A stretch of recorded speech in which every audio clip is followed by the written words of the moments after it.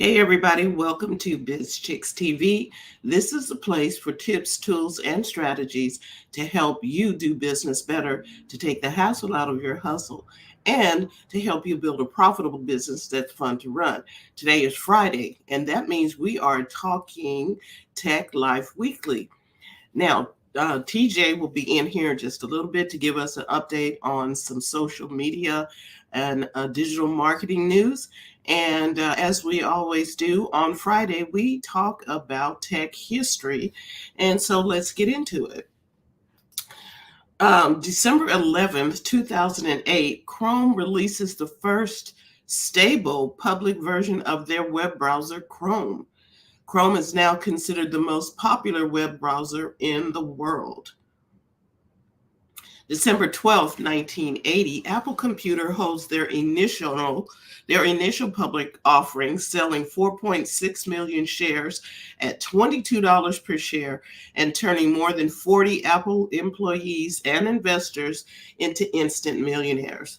With the stock value closing at $29, the market capitalization put the company's worth at $1.778 billion. Stock held by Steve Jobs is worth $217 million, Steve Wozniak $116 million, and Mark Markula $203 million. This was the largest IPO in the U.S. since the Ford Motor Company in 1956. Wouldn't you have liked to got a piece of that fruit back then? Let's see. We're going into space for a little bit. December 13th, 1962, NASA launches the active repeater communication satellite Relay 1 from Cape Canaveral, one of the earliest communication satellites to be launched. Relay 1's mission was primarily experimental, but it nonetheless was used for some notable events. On November 22nd, 1963, it was the first satellite to broadcast television from the United States to Japan, which happened to be the announcement of the assassination of John F. Kennedy. It was then used in August of 1964 to broadcast the 1964 Summer Olympics from Japan to Europe and the United States, relaying the signals with another satellite, CENTCOM-3. It was the first time two satellites were used in tandem for a television broadcast. Relay 1 was used until February 10th, 1965, when a problem with its power system caused the satellite to become non-functional. December 14th, 1902, the cable ship Silverton brings laying the first trans-Pacific telegraph cable from San Francisco, destined for Honolulu, Hawaii. After laying 2,238 nautical miles of cable, the Silverton will land in Honolulu on December 26. On January 1st, 1903, the connection between Hawaii and San Francisco was established. Public messages will begin transmitting on January 5th.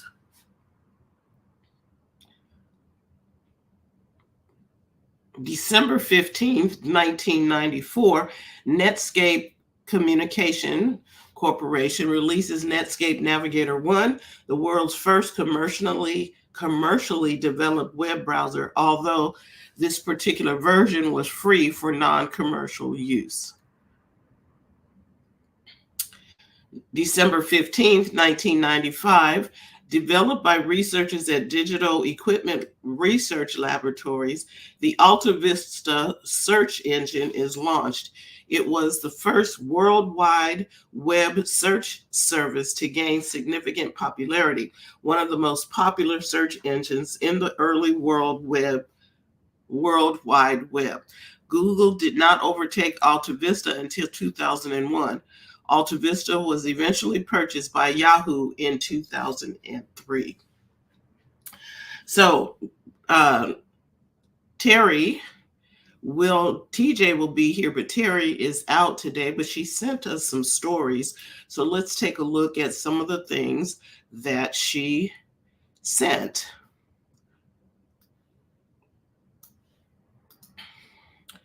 She sent us 3 stories.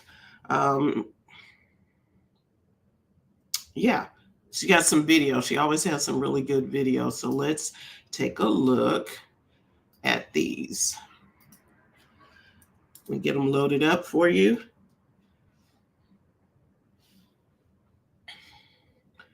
And this is an AV controlled robot. So let me pull this up. Present. Hello, Facebook user. What is your name?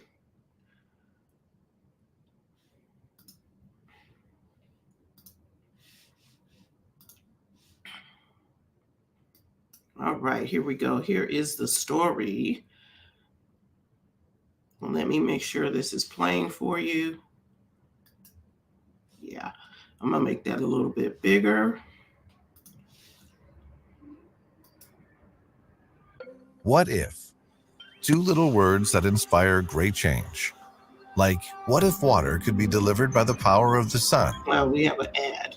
Or what if we didn't waste water waiting for hot water? And what if saving water saved more than water? Okay. At Grundfos, we believe that if we keep asking the right questions, we can answer the world's most challenging problems, and that every drop contains infinite possibility. Grundfos, possibility in every drop. Now here's a story on AVR.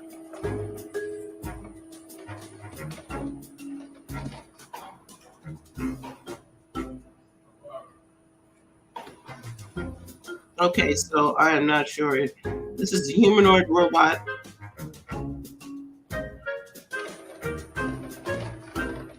And they do not have anything to talk about except for the goal is to test if they're more dangerous task. Interesting. I think I want to play it again just so I can see what they were saying since they were not talking.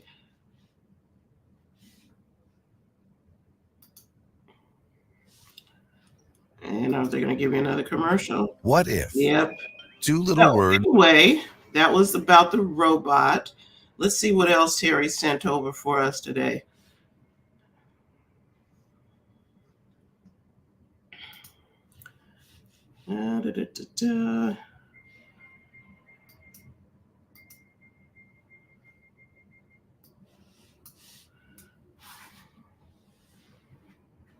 Oh, AI-powered news network. Okay, let's take a look at this one.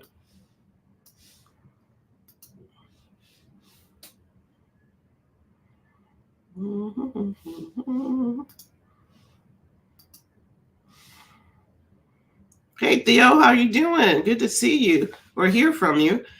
And let's see, I'm going to present another video.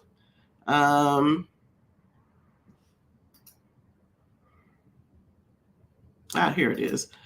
AI Channel 1. Let's see. This is a preview of the world's first AI-powered news network. Hello, and welcome to Channel 1, a new way of consuming, reporting, and thinking about the news powered by artificial intelligence. Today, you'll witness AI-generated stories and headlines, captivating visuals and data-driven insights. From global news to finance to entertainment, we'll show you how technology enables us to bring you a global perspective 24/7, right from the heart of our AI-native newsroom. All presented by our team of AI-generated reporters. Maybe you hear the words artificial intelligence and you're immediately skeptical or concerned about technology gone crazy.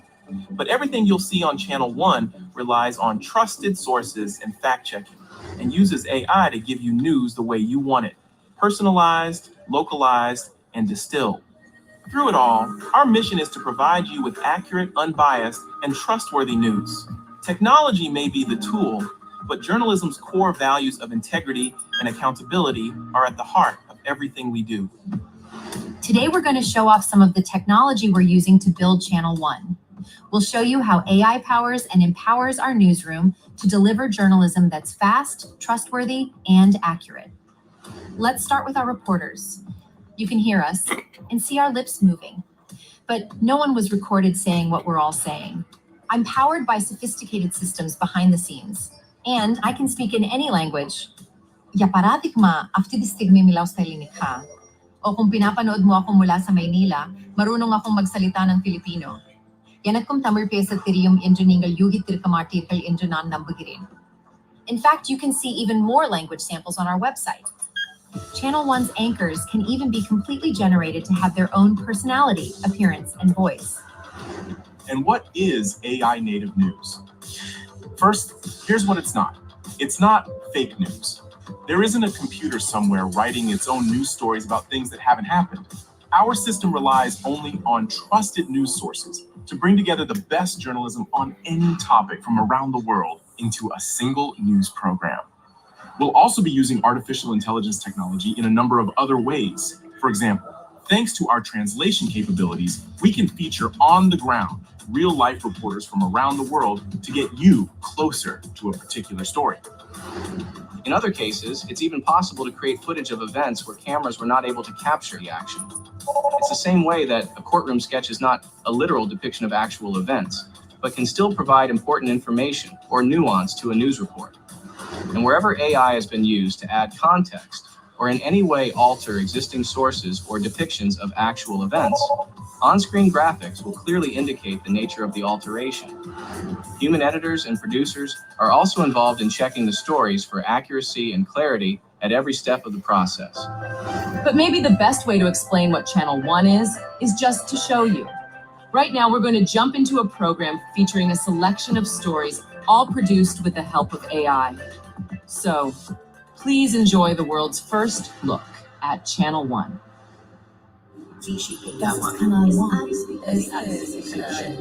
This is Channel One.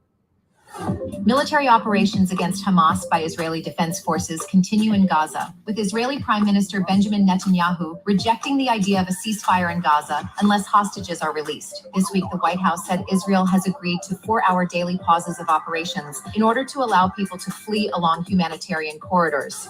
Ukraine President Volodymyr Zelensky urged his nation's people to stay focused and strong in the face of the protracted war with Russia. He did so while thanking allies for their ongoing support and campaigning for Ukraine's accession to the European Union.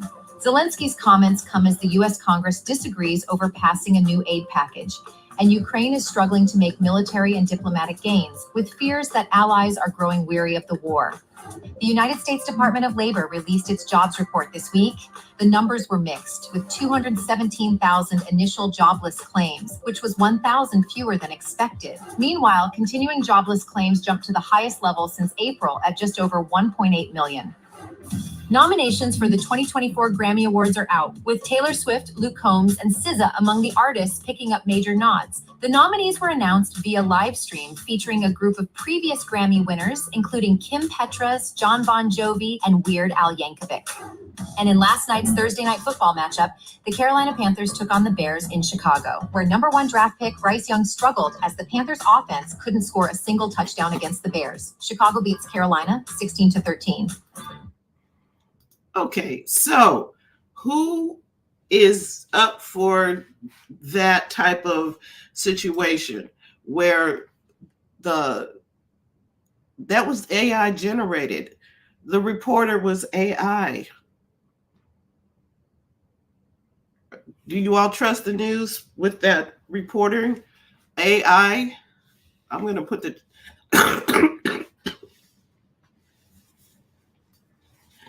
I'm going to put the link in the chat. What do you think? Channel One News.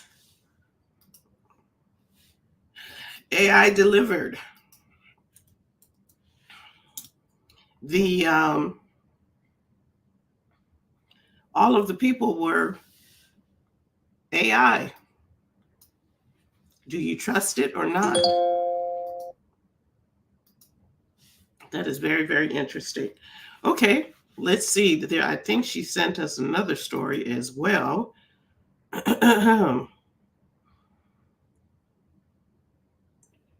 Yeah, these are the stories she sent us.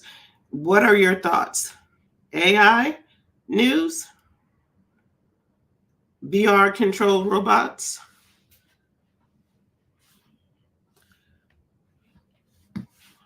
What say you? I am going to also share with you some information from Tech Brew.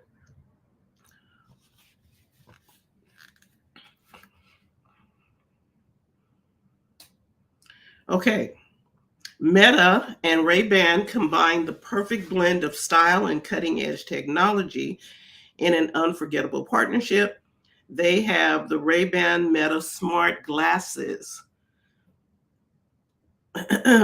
They are out, and there are a variety of styles, and has built into a 12 megapixel. It's a 12 megapixel camera is built in, 5 microphone system, so that you can capture moments, make calls, listen to music, live stream, and even ask Meta AI for information without missing the moment. They are available as both sunglasses and optical glasses. So they are out and available for you for the holiday season, or just if you just want to buy a pair. Let's see what else we've got in news today.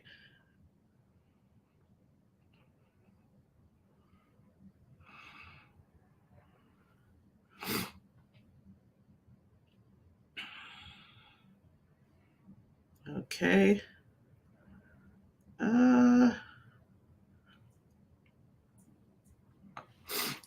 Gotta send Dr. Tachi a link so she can get in. Anybody else, what have you seen in the tech world news that caught your attention?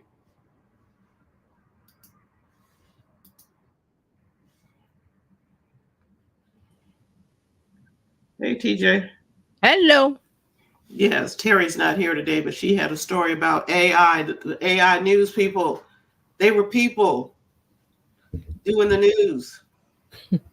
What? It was Say that again? AI generated news people. I can play it again if you want. Yeah, let me see that. Yeah, it's really weird. Stand by for a moment. Let me do this. Share the screen.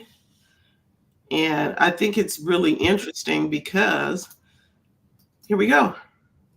Oh.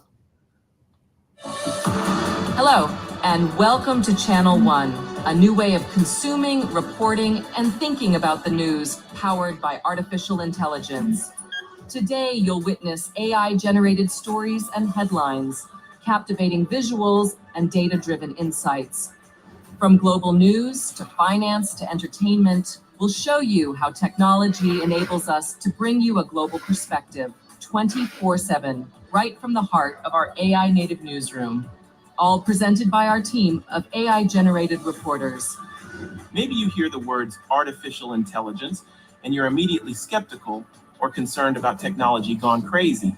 But everything you'll see on Channel One relies on trusted sources and fact-checking, and uses AI to give you news the way you want it, personalized, localized, and distilled. Through it all, our mission is to provide you with accurate, unbiased, and trustworthy news. Technology may be the tool, but journalism's core values of integrity and accountability are at the heart of everything we do. Today, we're going to show off some of the technology we're using to build Channel One. We'll show you how AI powers and empowers our newsroom to deliver journalism that's fast, trustworthy, and accurate. Let's start with our reporters. You can hear us and see our lips moving, but no one was recorded saying what we're all saying. I'm powered by sophisticated systems behind the scenes, and I can speak in any language. Ya paradigma, aftitistigme milaw sa linikha. O kung pinapanood mo ako mula sa Maynila, marunong akong magsalita ng Filipino. Yanatkum tamil pesatirium injuningal yuhitir kamartirkal injunan nambugirin. In fact, you can see even more language samples on our website. Channel One's anchors can even be completely generated to have their own personality, appearance, and voice. And what is AI native news? First, here's what it's not. It's not fake news. There isn't a computer somewhere writing its own news stories about things that haven't happened. Our system relies only on trusted news sources to bring together the best journalism on any topic from around the world into a single news program. We'll also be using artificial intelligence technology in a number of other ways. For example, thanks to our translation capabilities, we can feature on the ground real-life reporters from around the world to get you closer to a particular story. In other cases, it's even possible to create footage of events where cameras were not able to capture the action. It's the same way that a courtroom sketch is not a literal depiction of actual events, but can still provide important information or nuance to a news report. And wherever AI has been used to add context or in any way alter existing sources or depictions of actual events, on-screen graphics will clearly indicate the nature of the alteration. Human editors and producers are also involved in checking the stories for accuracy and clarity at every step of the process. But maybe the best way to explain what Channel 1 is just to show you. Right now, we're going to jump into a program featuring a selection of stories, all produced with the help of AI. So, please enjoy the world's first look at Channel 1. This is Channel 1. Military operations against Hamas by Israel. Okay. Thoughts? I'm surprised and not surprised. Because we talked about that. Right. We talked about how things, the deep fake videos, how things are going to be just AI and you won't be able to believe it. Well, and these are AI reporters. They are not people. Right. It's completely AI. Completely AI. Completely. And then they got the stories from trusted sources. Okay, so let's talk about that. Is the story AI or is generated the reporting of it is generated by AI? That's what's going on. Right. It's the reporting of it. It is all because now you don't have reporters who are out in the field that get killed. Right. You don't have to pay them. You don't have to. Nope, you ain't got to pay them. You don't gotta. They were all, and they looked real. I mean, they looked really real, and their mouth was close to matching. You know what I'm saying? It wasn't like. This is what we remember we was talking to there about the YouTube channels now that you can make the YouTube channel with generative AI and the visuals and everything. This is where it's going. I don't know what I don't know what to say. This is where it's going. And I put the link in the chat. It is full on. Dr. Tachi, I don't know if you got a chance to see. It was a whole channel, a whole news channel with AI people, AI, and the news was generated by AI. But the news is real. The news was real, but the stories were already there, and they got the stories from trusted sources. But everybody in the newsroom was not real. So I can't hate on them. Let me tell you why. As much of a journalist as I am, what would be the difference between that and if you had, say, a Cartoon News Network where you had cartoons that were delivering animated characters delivering the news, but it was real news? B, how is that different from parodies of the news done on things like Comedy Central, like The Daily Show, etc.? Yeah, it's real people, but they're doing it in a comedic way. So it's a different way of delivering the news. Still the real news, just a different way of doing it. Yes, I love that you said that.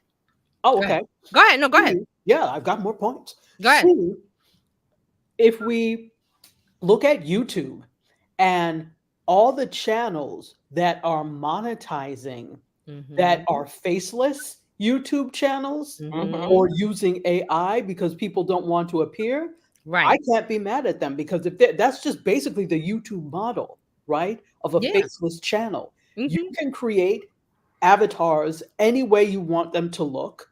So you can tailor it to a specific audience or an audience that would be more amenable to how they would look and think and act and feel or whatever, but you're still getting the real news. Now, I think what people are going to get caught up on is AI and deep fake and the negative aspects of that. So I Right. think that's where there would be an issue. But honestly, brilliant.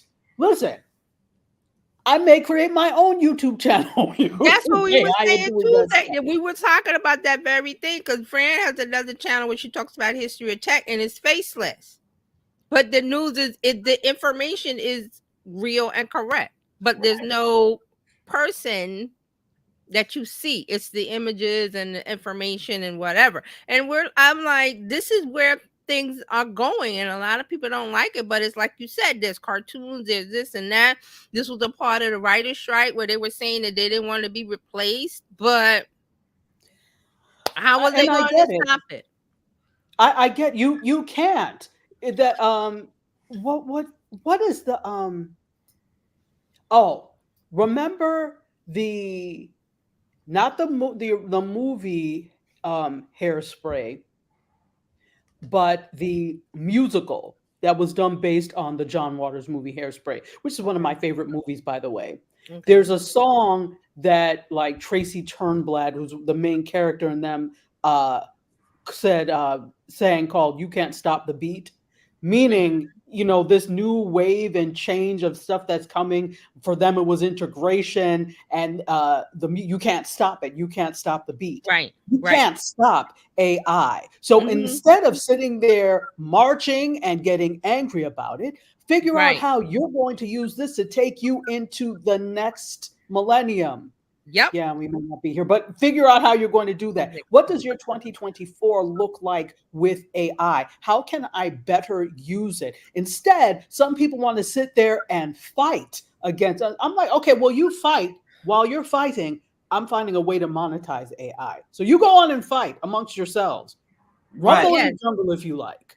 Yes. What is fascinating to me is that all of these reporters, all the reporters for this channel, Channel 1. AI imagery. All of them. And they spoke and they... but here's a good thing. I'm glad that Dr. Taji brought that up, because we've always had the argument of Black representation in media. Like, we don't control the media where we control the stories and the imagery. It's getting better now because you can do a YouTube channel. You can go do the news like Roland Martin does. He has an all Black media channel. He talks about Black news consistently, you know, and all of that. But this gets into a point where if you want the news to be the way that you want it to be, whatever nationality, culture, or whatever, you can do it easily. It's going to be more, faster, better, stronger. I think I brought that up Tuesday. We were talking about the $6 billion man. I was like, and they made him better, and they made him faster, and he's stronger. This and that. That's what it is. AI is making us better, faster, stronger, and she's right. The people that don't adapt, you're going to get run over. Writing this stupid letter of we must pause AI when was it February, March, or whenever this year. I was like, you people are crazy. And the news, this news organization, they tell you if they put an image in to help enhance the story, they tell you that it has been AI generated. They mark the image as being AI generated. I was like, okay. So I'm sorry. No, go ahead. If I could just say, I think that is the key thing. You just have to say that it is AI generated, so people don't feel like they're being fooled. Yes. And cite your sources. As long as you cite the sources and people don't think things are being made up, I think it's completely fine. Here's the key with that, because we talked about this last week with Meta putting in digital watermarks, not visually, but on the back end. So that's what's going to happen. Everything generated with AI is going to have an invisible watermark. Well, these people in this news story, they put it up on the screen telling you this was generated. No. What I mean is that it will be invisible So when the person that's uploading it, because remember I mentioned that Amazon has this thing where you have to self save. You have to self-certify. Or I didn't use AI. How many people are going to do that? 0. So they're going to put something in that says, okay, we're going to ask you, and if you lie about it, we're going to slap a big old generated with AI on it visually. Like, you won't be able to get around it. And that's a good thing, because like you said, this stuff must be marked as parody, satire, AI, whatever. It has to be marked, because there are people out there that will not be able to tell the difference. They will not be able to tell, and and people will go, why does it matter? It matters now. It won't matter in a few years, because we'll be used to it. And this, they said that you'll be able to curate your feed, the type of news that you want using them. You don't need to hear from anything. You'll hear what you want to hear. Yes, see, and it's going to be, you can do that now, but it takes there's a lot of time and work and effort in it, which it should be. Like I brought up Roland Martin and his Black Media channels he's working on for 3-4 years, I think. But he has a background in journalism. He has a background in media. He's been in it for, he's got the experience of it. But now if I come up and say, well, I want to make a channel, but I don't have the time or the inclination, or I don't have that experience, I can curate my feed and have it give me news with an avatar of my choosing. Right. And that's what they did. I was like, okay, this news was from yesterday. Because people maybe you don't want to watch CNN because it's all whatever it is, or you don't want to watch MSNBC because it's all of whatever it is. And you could say, well, give me today's news, but give me a Black woman avatar professional blah blah blah, or give me a casual blah blah blah, or give me a whatever, and that avatar pops up and gives you the news. But it's the news, it's not made up, it's the news, and it's the way you want it. The way I want it. Same way from when we moved from 3 channels of news, ABC, NBC, CBS, and you had to watch the news at 6 o'clock. Now then CNN and all the cable news networks came out, and TV was, I remember a day when TV went off at 2 a.m. The TV went off. There was like no programming. Now it's 24/7 news, this and that, what you want, how you want it. Then we moved into streaming. How do you want to watch your entertainment shows? Here's your choice. Now we're getting into this. So channel1.ai. I'm like, somebody, And as AI gets better and better in terms of being able to replicate video, it's just going to get better. That's also the dangerous thing about it, but it can be great. And it's also, again, getting where you fit in. I'm looking at this with interest and a keen eye, and how can I replicate this? Because believe and be damn true, I am going to do this because I think it's brilliant. That's it. We're in the creator economy. That's why I talk about it, because I'm like, are you going to be a consumer or are you going to be a producer? I want to be a producer. Absolutely. But see, here's another thing. I have to look up the data on it, but I found an article and they were saying that oh my goodness, I just thought that people are posting less on social media but consuming more. And what does that say to you? Producing less, and I know my reasons why, but there's a study about Facebook that they have a lot of people consuming content, but the level of creators where they're creating content, that number is dropping consistently. But there are more and more people consuming content. And what does that say? That there's a need for content. Right. It people also are says making it less. Go ahead. It also says that these platforms are not trying to compensate people for doing things. So there are so many channels, so many different ways of making of disseminating content, but these big platforms have been very stingy with their dollars and keep because rolling their businesses first. And right, I'm glad you brought that up. Go ahead. Because you're exactly right. They are beholden to the investors first and making money for them first. But I'm like, lest we forget, mon frere, that you have nothing if you don't have creators. If everybody decided to jump ship and that look, all we have to do is look at what's happening with Twitter. even though that's not a huge creator first platform, it's microblogging. There are still people that, an awful lot of people that create things and put things there. You see what Muskrat has done. He's just about obliterated the entire thing. Very good. You've managed to do in less than 1 year what they could never manage to do in all the time they've been around, which is mess it up. You know, it was on the verge of always being messed up, but you sealed the deal. Twitter Good was for you. never profitable. People don't realize that. It was never Twitter profitable. never made a profit. And they never really moved the needle from 300 million daily active users. But see, yeah, go ahead. But see, here's the thing: people think social media owes you something. They don't owe you a And damn. I'm on Threads more and more because I'm finding that the more conversations I enjoy or jump in, Threads give me more of it. So every time I go in, there's more. And they need to make a bookmark feature because I don't want to follow this person, but I wanted to talk about their conversation. I forgot to screenshot it, and it was some lawyer, journalist, something for, I want to say New York Times, but I don't think it was. It was something like that.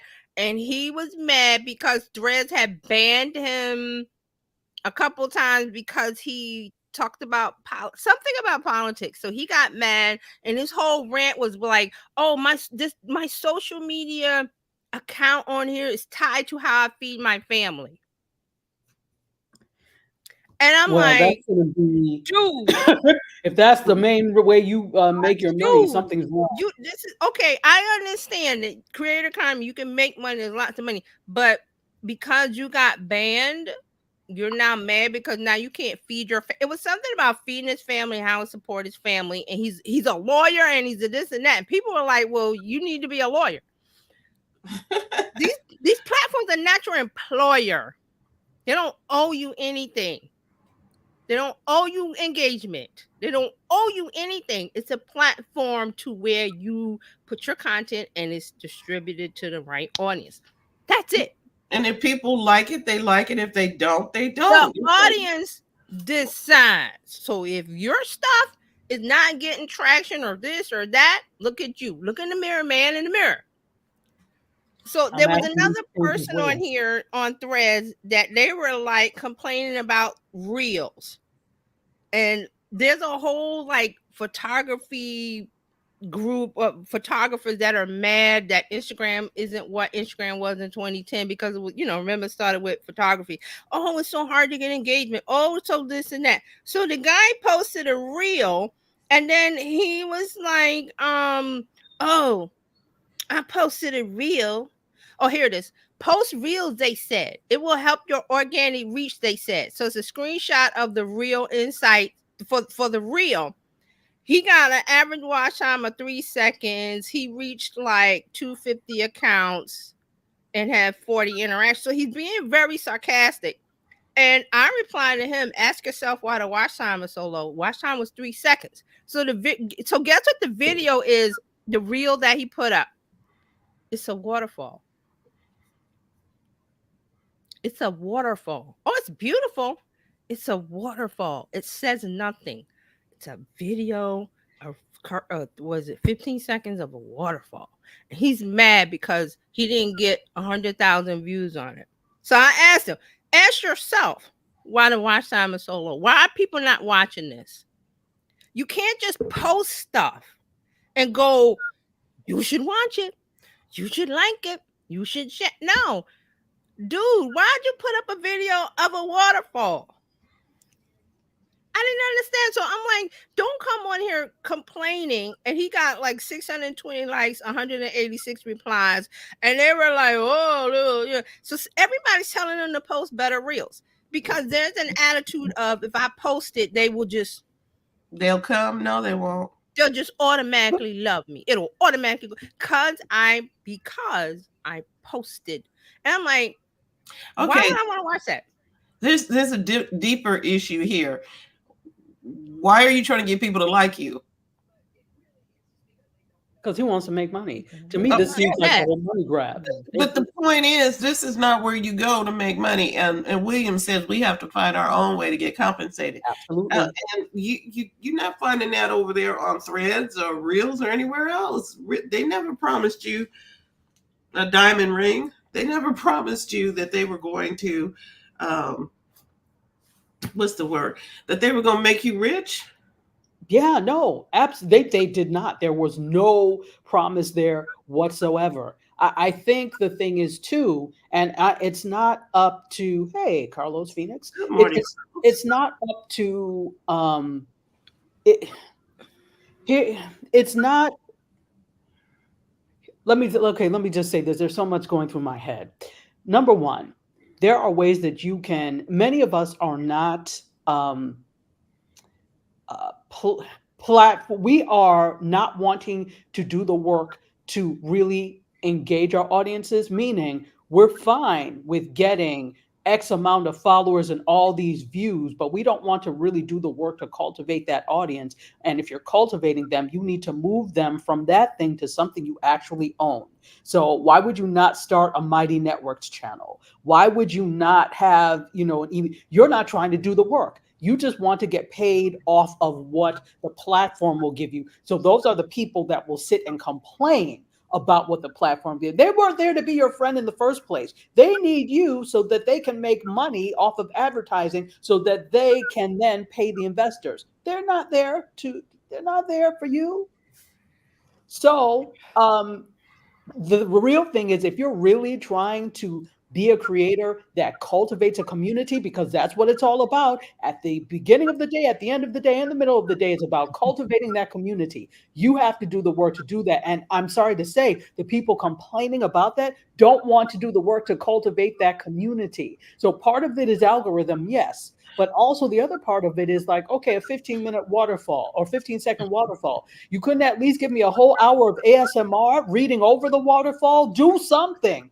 You have to create better content, but the platforms are all, and I'm not saying that it's only them because it's on us to do the research, but the platforms, all we have to do with YouTube is look at, I get things every other day with, hey, make sure you're posting shorts, you're doing shorts. There's nothing about, and in that, make sure that there's good content. They're just like post. Because posting for them gets them money, but it does nothing for you if it's not a good post. Yes. It's where you are in the process. I know what you're talking about. I've seen that on a couple things that I've watched. That people are doing the content on topics because it gets them views, but it's aimed at beginners, and the beginners are in the comments going, "Well, that don't work for me." But it works for them. See, it's the wheel. The content will, but you have to also decide what is your goal. Like you were saying about, they want to just make quick money. It's not an ATM machine, guys. So let me go, because I went back to the thread. I was just like, okay. So somebody said, just because you post real doesn't mean that you'll get reach. It all comes down to the quality of the content. Do people actually care to watch it? Are you providing value? Are you entertaining others? Which this guy's 100% correct. So the person that posted this said, I think it was high quality, simple, but I really liked it. But the rest of us didn't. So that's why I said what I said and I got out, but I just went back into it because I'm starting to see a lot of this, like Dr. Touch said, people complaining about what they're not getting. Like Threads owes you something. Like Threads owed you a living. X owes you a living. Yes, you can make content as a content creator and make money, but that door is closing, and that's not really what you want anyway, because you want control of your content. The best way to do that is to build your own platform, talk, and bring people from social media to your house where you have something to sell, where you get 100% of the commission. Versus, I'm going to go to Instagram, whatever, and they promise me 20% or they promise me whatever, and then you get mad when they take that program away or you don't make enough money, because that's not how you make money. You must have IP and create your own thing and your own, which is the hard work. Do you want to build the house from the ground up? That means blueprints and all the other stuff, or do you want a prefab home? Most people go, I want the prefab home. I'm like, no, you don't. No, you don't. But it's because it's easier. So I'm blaming this guy because he is, what is he? His name is, he's a photographer that does fine prints and whatever, and he posted this thing like he's mad because, well, I followed the gurus. They said to post reels. Oh, look at this. And I said, look at your watch time. Why is your watch time 3 seconds? And then he posted a link to the reel to show us what it was. And I looked at it and I said, dude, it's a waterfall. It's beautiful, but that's not going to get engagement. And then his answer is, it's quality. I like it. No, no, and no. So he disregarded what the person gave him excellent advice. They don't want to do the work. They want to post. Well, it used to work like this. It used to work like that. Was 2010.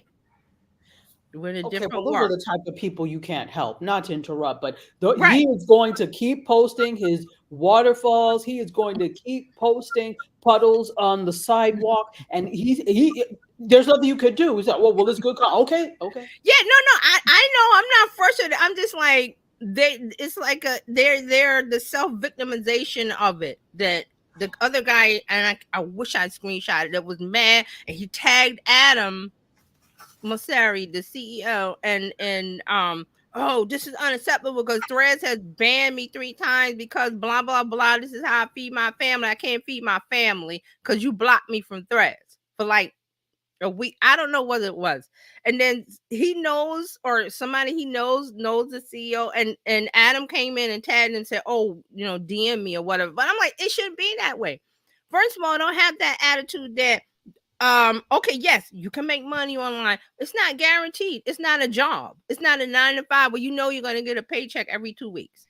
But wait, Adam Mosseri, by the way, I switched my microphone. I realized I had the wrong one selected. So, by the way, Adam Mosseri responded back to him? Yes, because he's like something with, I want to say New York Times. That's not correct. But he was like, I looked at his bio, something about a lawyer, something about political reporter, something about this and that. Like he's not a famous person, but he's like on there. And Okay, there's this whole discussion. Wait, there's a whole discussion about Meta is suppressing political news on there, and people are mad about it. That's a part of it. Okay, so here's the thing. Meta had its own, this is their ball, their field, their bat, their bases. It's all theirs. They can say what they want on it and what they don't want on it. If you violated whatever they told you that they didn't want and you get banned, that's because you didn't play by the rules. Listen, there's a whole discussion about when I call it journalism Twitter, came over like a month or two from X. Whenever that guy does stuff, there's a wave of culture that comes over. I'm still waiting for Black Twitter. They haven't arrived yet. But when the journal bros came over, and there was a whole discussion about how Meta, and I think Adam Mosseri said that they're going to suppress, like they don't want the political noise that happened on X to come over. So they're kind of suppressing stories, but the journalists are mad. I've followed a couple of them. I've seen some of it. So that's why I know where he's coming from. He's like, oh, Meta blocked me because I mentioned something political journalism in that vein. Something. Was this on Threads? Yes, on Threads. Okay. I did not screenshot. Because I screenshot when I don't want to follow somebody, but I like the conversation. I screenshot because there's no bookmark. So I don't want to follow this guy. I just like that one thing. And I forgot to screenshot. But he was ranting about how he was mad. Like it was coming through the screen of how he was mad about them Meta Threads blocking him because you can't block me because this is how I feed my family. Basically, that's what he was saying. And then somebody was like, oh, did you something about at Adam or the guy at Adam in the thing, and I saw the response. Because Adam's a big guy, on Threads, he's the CEO, so his stuff stands out. Like, whoever has the most like followers or your thing stands out. So I saw that. But my thing is, they don't owe you anything. They don't owe you a living. Find out how to make your living. journalists make their living with a newsletter through Substack or any of these other things where they can get paid, or Medium. I've seen lots of things where people get paid on Medium for journalism. But why are you so angry because, well, this is how I feed my family? What? No, a job feeds your family. But you're a lawyer and something in his bio. I cannot remember. I wish I could find him. You know, I'm very puzzled as to, and Terry, maybe you can give some insight. Are people, well, okay, well, you said feed family, and this is why I'm linking it to monetization. Was he talking about feeding his family in terms of getting the information out, so secondhand, Well, see, or firsthand? There's something coming from Instagram in terms of threads. Right. So I was so just that I didn't screenshot it. That's the gist of it. That he was mad because he was blocked, because he can't. If he's blocked, he can't post. Something about posting, and this account feeds his family. Like how his social media presence feeds his family, and they were blocking him from feeding his family. That then that's fine. But if you look at, and William just said this, Yeah, let's get into the comments. I saw the comments. yeah, if For if there are anyone, terms of service or there are agreements in terms of what, and even if it's not explicitly said, if they have it worded in such a way that covers them, and you're, you know, violating things, their terms of service, etc., or things that you should not post, then yes, they're going to block well, you. it was. I'm not sure the finer details. I just know that Adam Mosseri has said in so many ways that they don't want that political discourse to come over, because Yes. we're heading into an election cycle. So all of that stuff is over on threads where, you know, the Republicans and the this and the that and the MAG and that and the hateful stuff. People don't want that to come over the threads. And Right. Adam kind of said that they were trying to figure out a way to do it to where it's a pleasant experience for us, but still get the news, if you know what I mean. Like they're trying to figure that fine line, but these journalist people are mad. They They're should mad. understand. Be okay, because I too am a journalist, and the thing is, there's a fine line between, because it's not going to be them. It's going to be all the people responding that's going to be the problem. So as a journalist, you're putting the news out there, right? And you're saying what the facts are.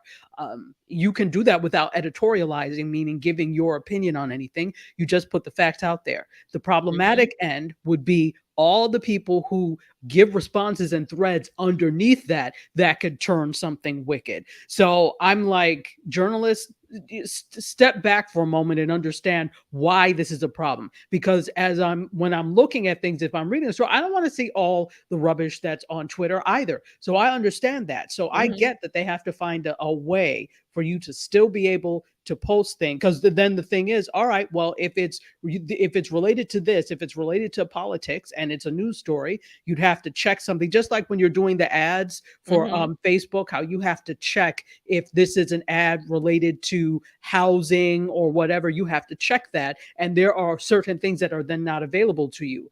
All right, well, maybe comments are more restricted underneath those things, if that's the case, until they can figure out how to do it. Because you people have proven in the past that you don't know how to responsibly act and respond. So people can get mad if they want, and you don't know how to respond properly. So I don't know what the answer is, but I think they have to give Instagram a little bit of grace.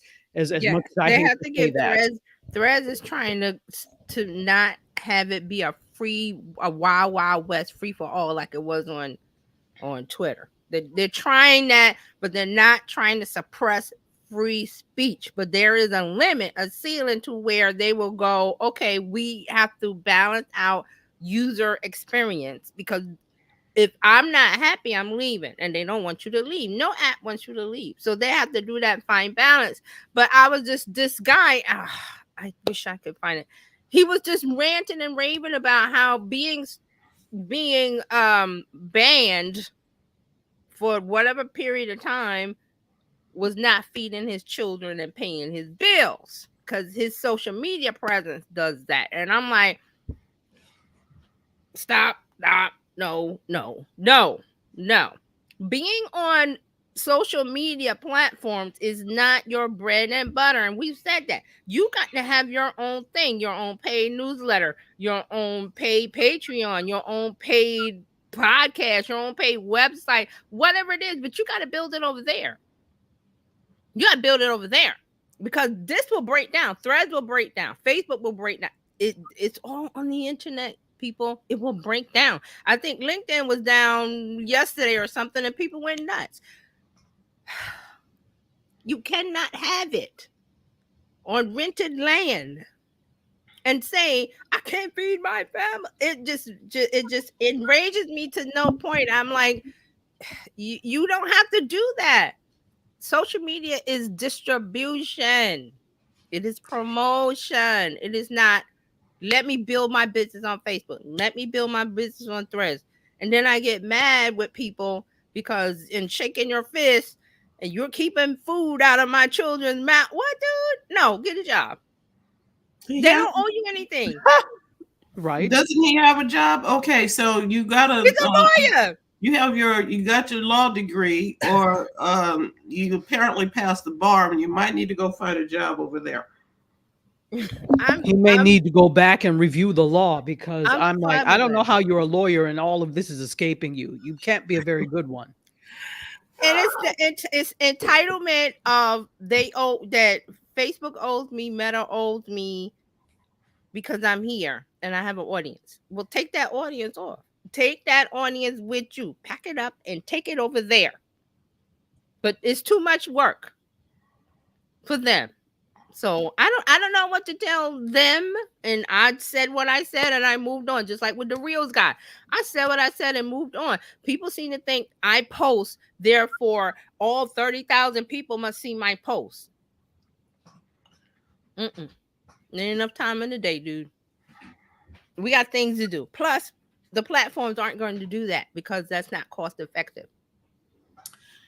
William has a comment. Yes, let's get into the comments. Okay, so Carlos says, morning, I will support these channels.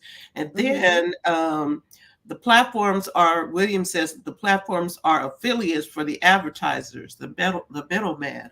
It's all about the advertisers. It's all because that's how they're going to get paid. What is TV about? What is network TV about? What is ABC, advertisers? NBC? How do they make money? How does the networks make money? Advertisers. When they put on an event, when they put on the Super Bowl, what do you hear about when the Super Bowl happens? Advertisers, ads, and more ads. You can make all the content in the world, but if nobody's watching it and nobody's making money off of it, that's why in regular linear TV, if the program is not catching the eye of the viewer, they will stop it because they need programming that people want to see. That's why they make a pilot. That's why you have something called pilot season, or they make pilots. They don't just make a TV show and record and produce 13, 24 episodes, 22. They don't do that. They do a pilot first. They want to see if these people gonna watch it. Why? Why do they make a pilot first? So that's why I said on Tuesday, we're moving out of social and we're moving into media. What does media do? What does media act like? What does media think like? And Dr. Taji knows that perfectly.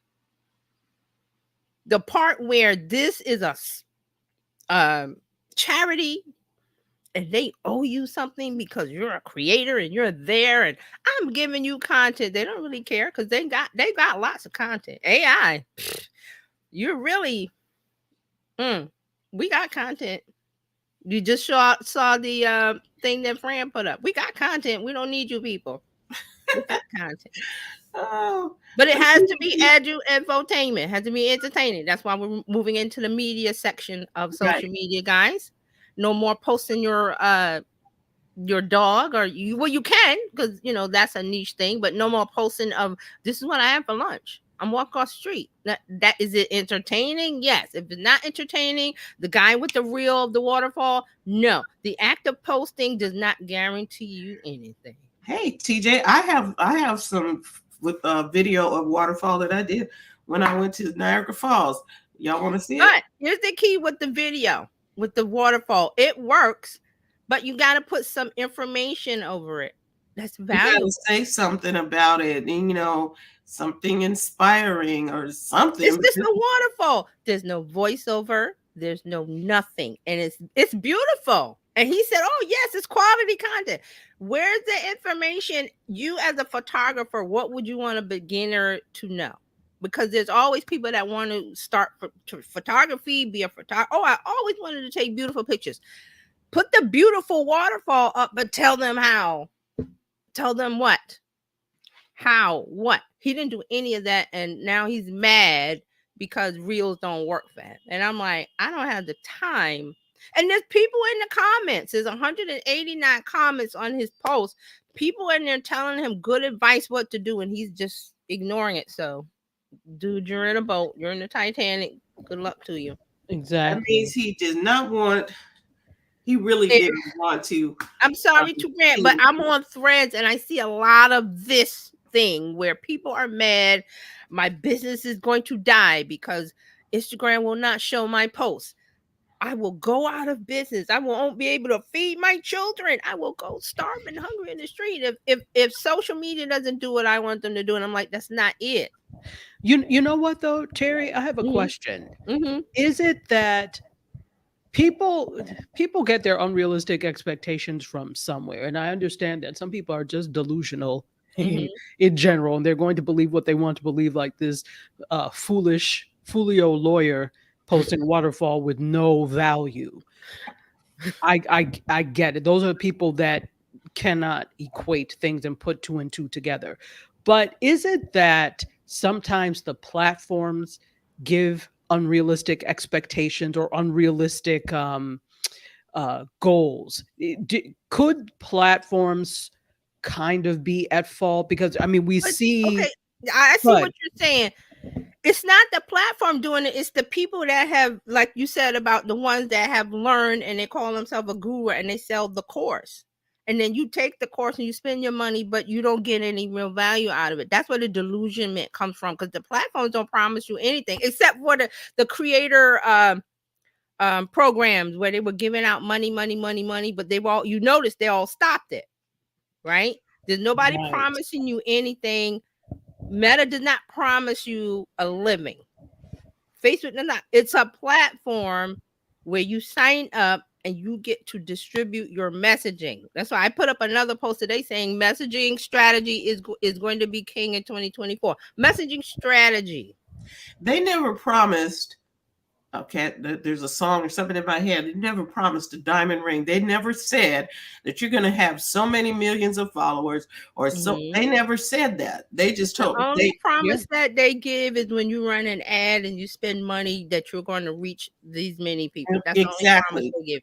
That's when you boost this post, we'll put it in front of these many, reach 500 and something more people for $5 or whatever it is. It's the gold. Remember the gold rush of 18 whatever, and everybody's rushing out west because there was the promise of gold. How many people got it? How many people became rich, generationally wealthy now from it? A handful. But the promise of it made people rush out there. And I think that's probably more what I meant to ask. Is the, and more, not so much the platforms themselves, but is there a promise that's made when you see X amount of people that have gotten rich off of the gold rush? Okay, so there are, when you look at, and this list is very tiny compared to the universe of content creators. So when you look at the Forbes top 50 top creators list of 2023, and you see Mr. Beast with 82 million, and you see all these things that, these things signal to you that this is something that's doable. And then you have so-called gurus who follow up behind it and say, this is how, like, if you look it up on YouTube, for example, you'll get no less than thousands of videos that tell you how to do X, Y, Z. So I guess my thing is there like a false promise somewhere that it is definitely the fault of the end user? Yes. But is there also somewhere a false promise? The false promise is that if you look at a celebrity like Michael Jackson, Beyonce, anybody at the top of their game, You're seeing them at the top of the game. Did you see them at day one when they were struggling? Michael Jackson and his family, like 30 people in a one-room house. Nobody talks about that. Nobody talks about the struggle. You only see the end result of it. So it's the same thing with Mr. Beast. Everybody looks at Mr. Beast makes $88 million on YouTube. Mr. Beast pays $1 million for his thumbnails. Are you going to do that? Mr. Beast has spent all this time building up and discovering and figuring out and making his business to find out the science of why somebody clicks on a thumbnail. He spends money and time and effort on it.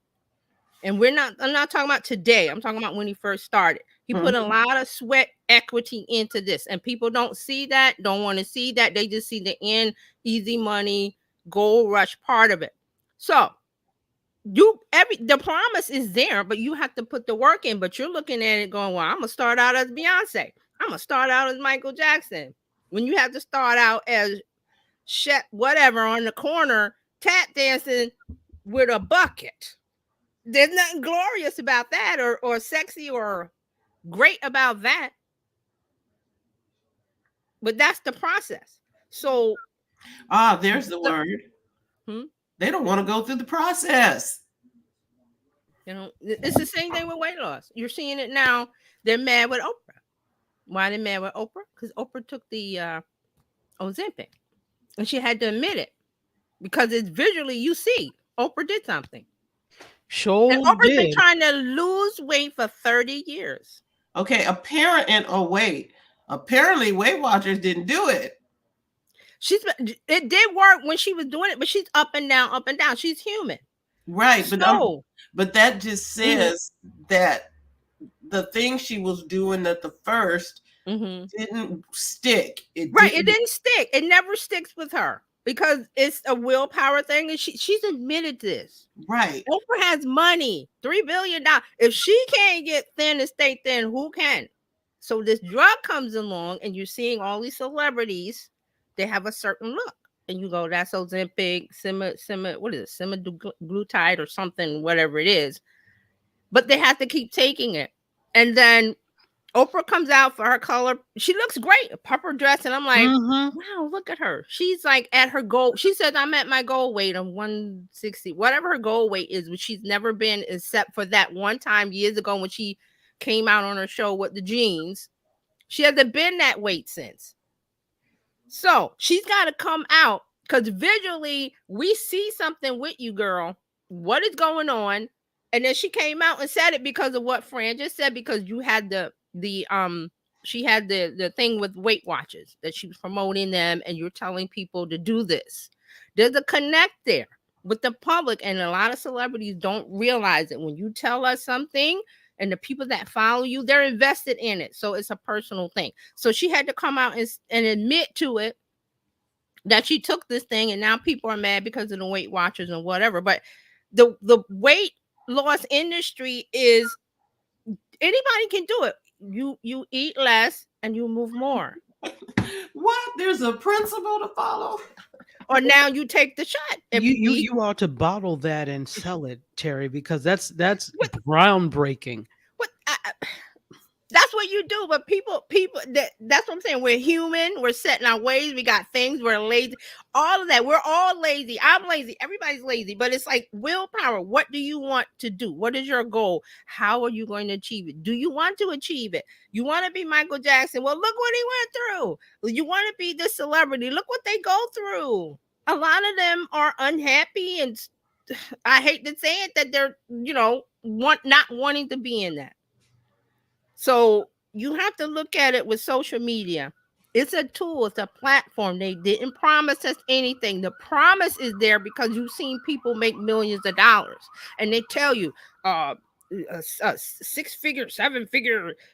I hate when they do that because they always go 6-figure, 7-figure, 8-figure. Now it's 8 figures. Oh, make an 8-figure. But there are people out there that will tell you that they're millionaires, and they will show you the breakdown. And they make all this money, but the expenses, the things that they have to pay for, they show you that. So the promise is there, but people want the easy way. People want easy money, and it's been like that forever. Nobody wants to do the work. Yeah. W-O-R-K. Christy, hey Christy. She got Hey, a really good comment there. She says, we live in a microwavable society. We want things instantly. Then that's it. We don't want to wait. So you got that's why I said social media is the easiest thing in the world and the hardest thing in the world. The strategy is the hard and the planning is hard. It's easy. I made a post just now on Threads. Let me read it real quick because this is my mindset. Some people think that posting something on social media will make them successful online. Now I can get a monkey to easily create a post online, but can I get that monkey to tell an engaging story online? See, it's easy to post. But why are you posting? Who are you posting for? Will it attract the person that you're trying to get it? Will they engage with it? Will they follow you down the yellow brick road to where you're selling something? Will they do that? It's breadcrumbs. People don't want to do that. And I hear all the time, oh, you're going to be brand sponsorships are great if you can get them, but they're starting now. I'm again on Threads looking at that because I sent some of the stuff to Mario Armstrong because he's got that brand sponsorship thing and we talk about it. But somebody put up a post saying that a sugar company wanted them to do a brand sponsorship, and guess what they were going to pay them? 2 pounds of sugar. And they wanted a whole bunch of 2 pounds of sugar. I'm sorry, I need you to re-say that. Oh my God, did I screen? This is what I hate about Threads. I cannot save a post because I don't want to follow these people. It's interesting conversation. People on Threads are actually being honest and showing what they're about. She said as an influencer that they wanted a brand sponsorship deal with her, and she put up all the things that they wanted. And they said, oh yes, and we will pay you in 2 pounds of sugar. They can take those 2 pounds of sugar and bake cupcakes at the gates of hell. How dare? How dare that? And this is the audacity of some brands, and that's why you have to be really smart about this. The fact is that they require all these things and have deadlines, and then pay you in 2 pounds of sugar. Okay, no, I didn't save it. I think I was so shocked. I didn't. Okay, like we can't go to the store and look.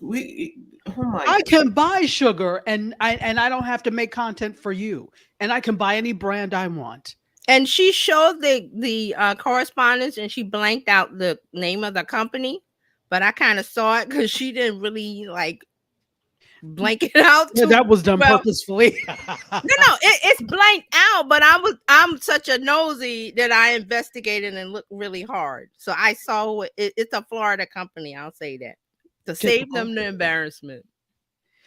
See, you know, she showed it. We will compensate you with 2 pounds with a 2 pound bag, 2 pound bags of sugar because it comes in 2 pounds.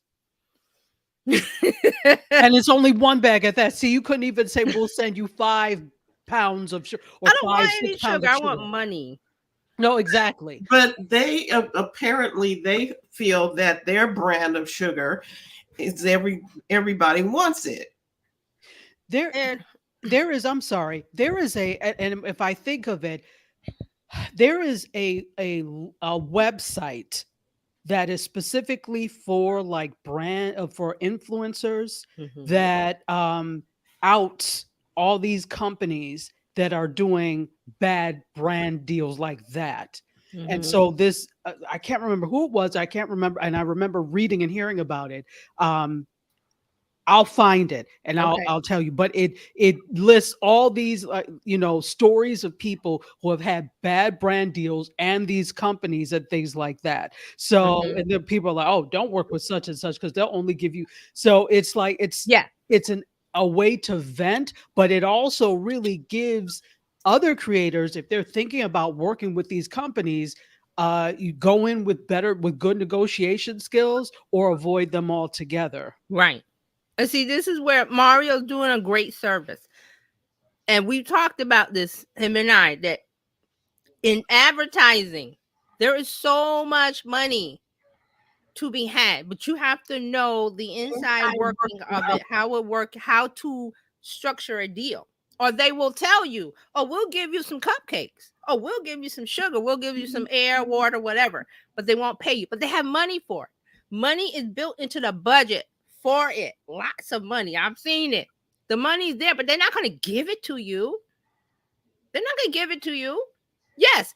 How can we get the maximum impact without paying the minimum? We won't even give her money. We'll give her sugar. And they'll take it. And I'm like, what the? And the list of things that they wanted from her was astronomical. And she was like, okay, yeah. And then she looked at the compensation and was, we'll give you 2 bags of sugar. And she posted it. And I didn't screenshot it again. Lots of conversations like this is happening on Threads for me. I don't know, how everybody else's experience is, but I'm getting a truckload, wealth load of information, just insight into minds of how people are thinking about social media, what they expect, what they want. And I'm like, okay, trying to formulate and like, okay, we gotta fix this somehow, because like Dr. Chachi said, the it's there. What was that? The thing we said the creator economy was going to be like something trillion. Was it trillions that we talked about on too? That creator economy. Sure, I got to look it up. There was an article about the impact of the creator economy, which means creator economy means you get online and you create IP, or you create something, you create a community, an audience, and you get them to follow you and be invested in you and buy from you, or if you do brand sponsorship or whatever you're going to do, that they go and buy that business, that brand's products. And there's money in it, but you've got to have a strategy and a plan. There's no willy-nilly, I'm just going to post because. William says the pain of not doing the work has to be more than the pain of doing the work before progress occurs. I agree. I'm saying I agree. And that's where this pain is coming from online for me, when I'm seeing people complain about the algorithm. Reels reach is down. I found an article saying that Instagram is saying they're taking the Reels reach down because it was a new product. It's not new anymore. They don't need you to use it. They actually want you to stop using it. So that's why the reach is going down. But my thing is, why are you posting the reel? Okay. As a business, why are you posting content at all online? Why? Because the people are there. You want some attention and you're drawing them to your business. But not if the cookies don't taste good. We are not going to eat them. So if you're an influencer, you got to switch your thinking. Carlos value sugar is high. Sugar's a commodity. But she wanted to be paid, rightly so. And there's money with advertising with brands because they all have budgets, and the budgets have to be used by the end of the year, or the end of the fiscal year, the quarter, whatever. However that budget is set up, it must be spent because they're giving money. Mm-hmm. But they're going to allocate it. Well, we're not going to give you $5,000 for those. We're going to give you 2 bags of sugar because we get to keep the $5,000 and spend it on something else or whatever it is. Whatever the reasoning is. So people don't think about the business part of it. Carlos, and go ahead. Carlos said he created whole infrastructure from products to build a studio. Because ownership is key. Yeah. And then he says everyone else he knows only tackles tiny little pieces. Because he's got the foresight, the mindset, the willpower, the willingness to go. I want to own, because he sees the value in ownership. Ownership is possible. It's called the website. You pay for it. Ownership is possible. You go to Substack and you sign up and you get people to pay. Patreon, podcasts, whatever these OnlyFans, whatever these systems that are set up to where you have ownership of it, and you must drive people to buy it, which is the hardest. I'm not saying it's easy. I never said it was easy. It's the hardest thing to do. Because people are people. But this is what you signed in on when you became a creator. This is the dues that you pay. You have to create content that people want.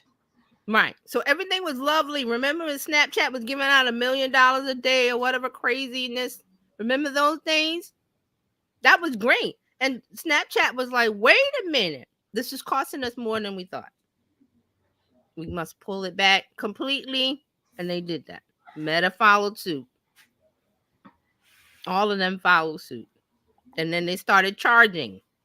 You want to be verified, $14 a month. You want this, $9.99. This because it's about making money for the shareholders. Right. It is not a charity.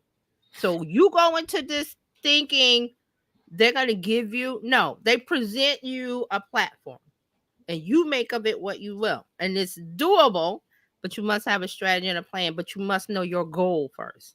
What is your goal? I'm just here for fun. It's a hobby. I want to get more clients to my business. There's your goal. Now, how are you going to achieve it? It's doable. Hard work, but doable with the right plan. And then the plan changes and you have to keep up with the information, which is why you're here. Because we're talking about what's happening this week. Right. It affects you as a business. It does.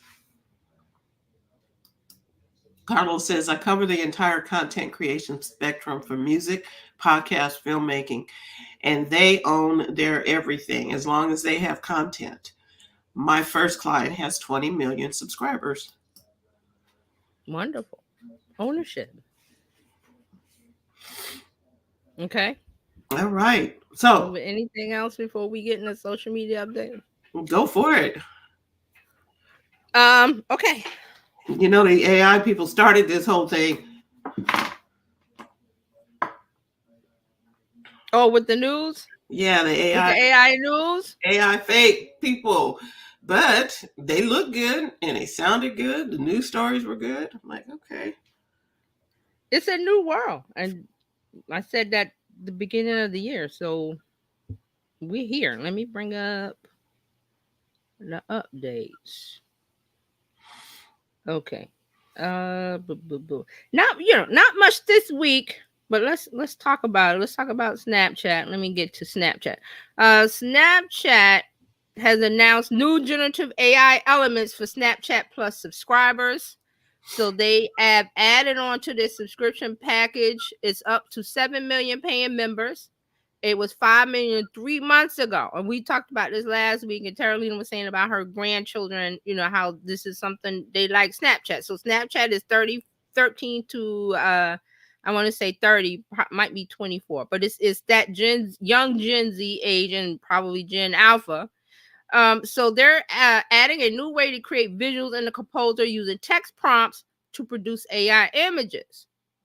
Okay, so they're adding a way for you to type in, like in Midjourney, Dolly, all the others, inside of Snapchat Plus, that you can type in and create images that you want. Also, they're adding something called Dreams. Is so you and your friend can include each other in your dreams collection. Now, I haven't looked at this, but Snapchat has a thing where you can take, if you and your friends, you could take your friend's Bitmoji that you're friends with, they know your friends, and then you can make little images and video of you and the friend as Bitmojis. But this is more of a reality kind of thing where it's going to be you versus Bitmoji. So they're saying that Dreams is available to all Snapchat users, but non-subscribers only get to create 8 free dream images, with any subsequent creation costing 99 cents per image. Snapchat Plus subscribers get a free pack of 8 dreams per month. So all of this is a way to engage with friends in the app. Now, remember last week we said that you could buy Snapchat Plus membership through Amazon. And we talked about what that was, because this generation, this audience, they want those things that are available in Snapchat Plus. I'm like, I don't really care about those things, and I don't want to pay the $5 a month or whatever it is. But if you got some teenagers or young people on your list, and they like Snapchat, and you know that they're using Snapchat, you might want to gift them this because there's all this stuff in here. So that's why people don't understand why Snapchat is still around. What good is it? Because it's not social media. Snapchat is not social media. Snapchat is messaging. Did you know that? It's not social media, it's messaging. So think of kids at school, cliques, used to go to the mall and hang out and talk and gossip. Now they do all that in Snapchat because there's private messaging and other private tools within Snapchat. There's a public face and a private face. So that's why it's so popular. Okay. Is everybody getting that about Snapchat? All right. Snapchat has also announced annual recap. So they have something that is like the Spotify has a what is Spotify's recap? It's called something. I can't remember the name of it. But they send you this thing and they say, oh, this is what you listen to the most time. This is the artist, this is the song. So Snap has done that. So they have an annual recap activation. It's inside of Snap. It's called Snap Recap. Available in the memories section of the app. It provides a short video look back on your Snap content from the year. Here's the quote from Snap. The recap process will sort your snaps from the past 12 months into a series of categories based on your memories, such as New Year, New Me, Beach. So these are the examples they're putting out. So it's a fun, engaging way to reshare your Snap content with your friends and remember your year with your friends. Think of it like a year, you get the yearbook at the end of the year kind of thing. That's what it is. So that's what's going on with Snap. And I know a lot of people don't understand Snap, but Snap has actually I was looking at their stock price. They've gone this whole year, they've gone way up. And it's because of they had something about their ads reporting this. They had a report, quarterly report, something about their ad spend and their advertising going up. So remember, an app ads. Okay, let me save these for last. Let's go to TikTok. TikTok has a new report showing in-app spending on TikTok continues to rise. So they are they've shown, and they is being Data AI has done a study report. They've got some data. So they're saying that consumers are spending money in the app. TikTok users spent 3.8 billion in the app throughout 2023, up 15% year over year. Okay, so it's really growing. And this is not live streaming, this is in-app spending. So here's the quote from Data AI. Consumers in the United States are tied with iOS users in China for the amount of TikTok life-to-date revenue they've contributed.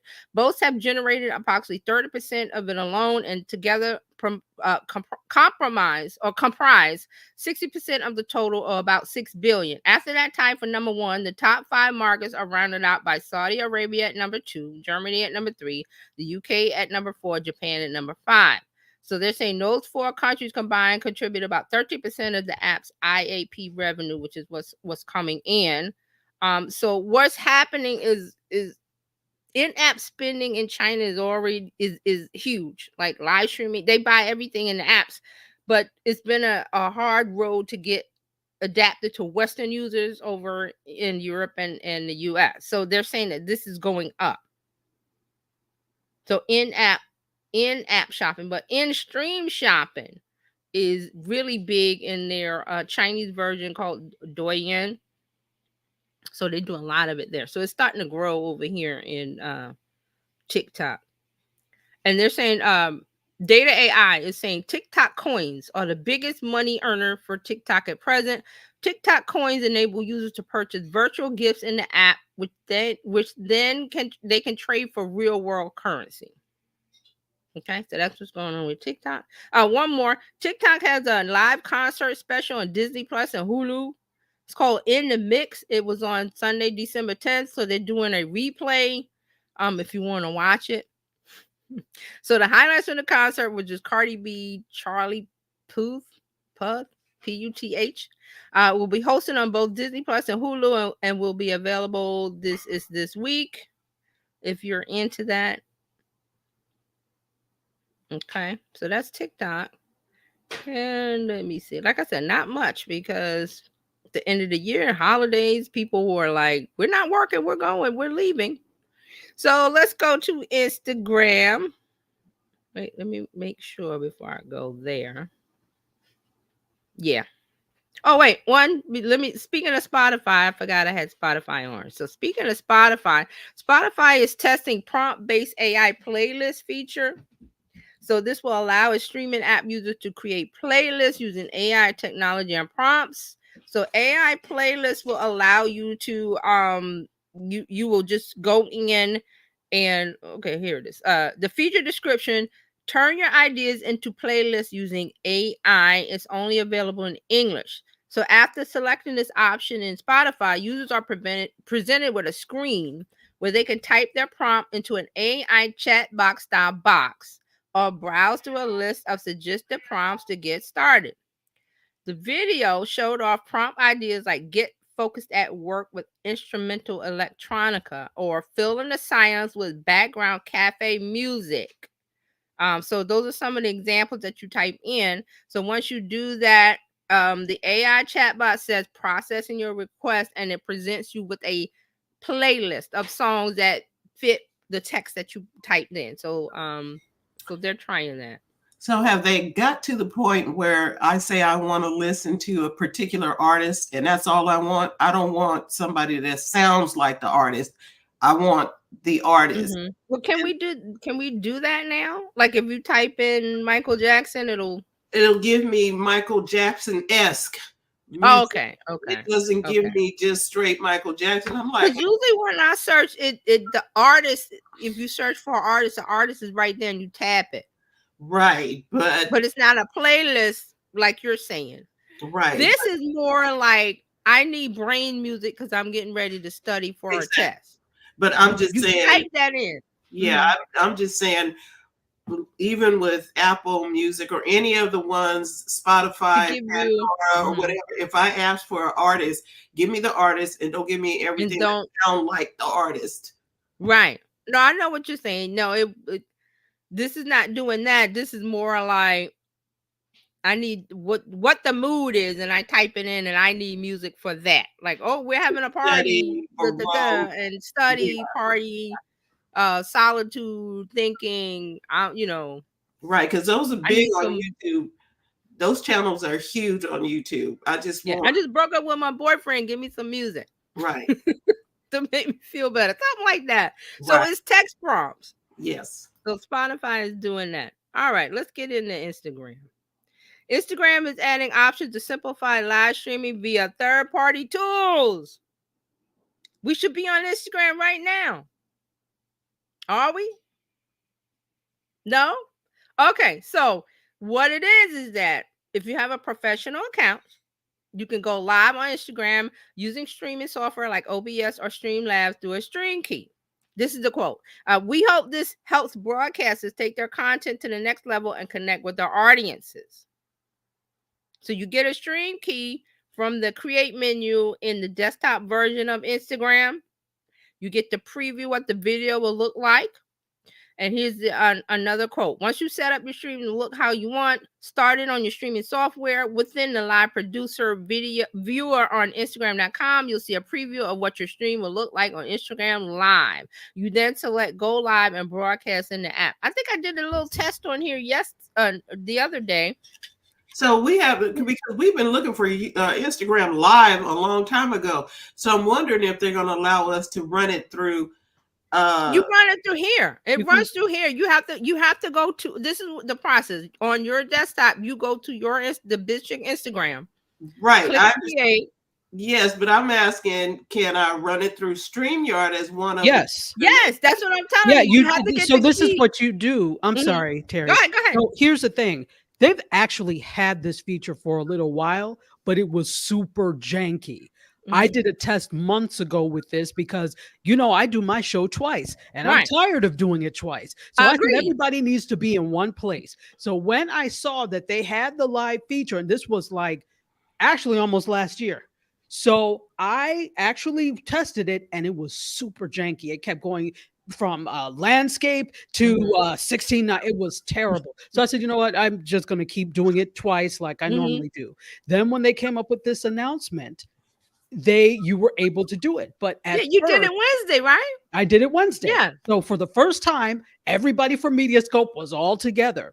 Now, here's the thing. When I did it Wednesday, Instagram did not have it live directly like as a destination. You had to Oh. use RTMP. Yes. Yes. But now, I just checked now. If you go to Instagram and look at destinations, now Instagram Live is a destination. Oh, But you okay. still will have to put in The key.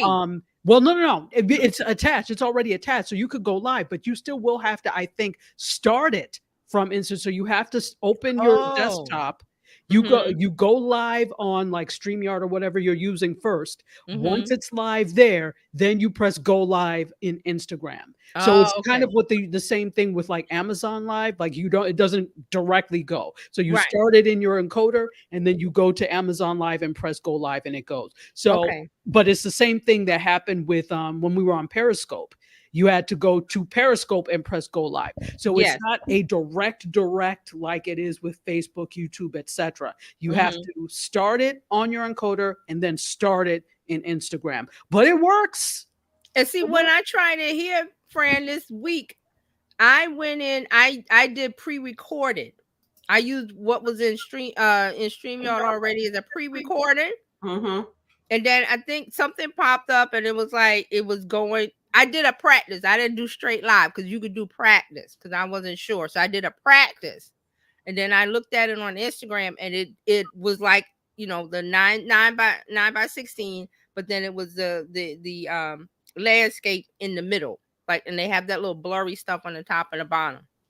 And they said that on the blog that they're working on giving portrait mode or 916 as well. Now, here's the thing. There are others that do. So if you're using Ecamm, for example, you're able to do 916. If you are using EVMux, you're able to go 916. But here's the thing. That's not something that you can go do simultaneously. So it's either one or the other. So you either pick the landscape mode, which is 16:9, or you pick portrait mode, which is 916. And that's what goes out to everybody. You can't pick and choose. So my suggestion is always go 16:9 because that way you're going to be able to repurpose it in more places than you can 916. Yeah, because and the test that I did, it was, you know, was fine, nice and clear. You could hear and everything. It's just that it had the little blurry top on the bottom, but that was fine. You know, they blur out the top and the bottom and they make the 16:9 in the middle. And it was fine. Everything visually there. They can see the, you know, graphic or whatever. So that it worked well.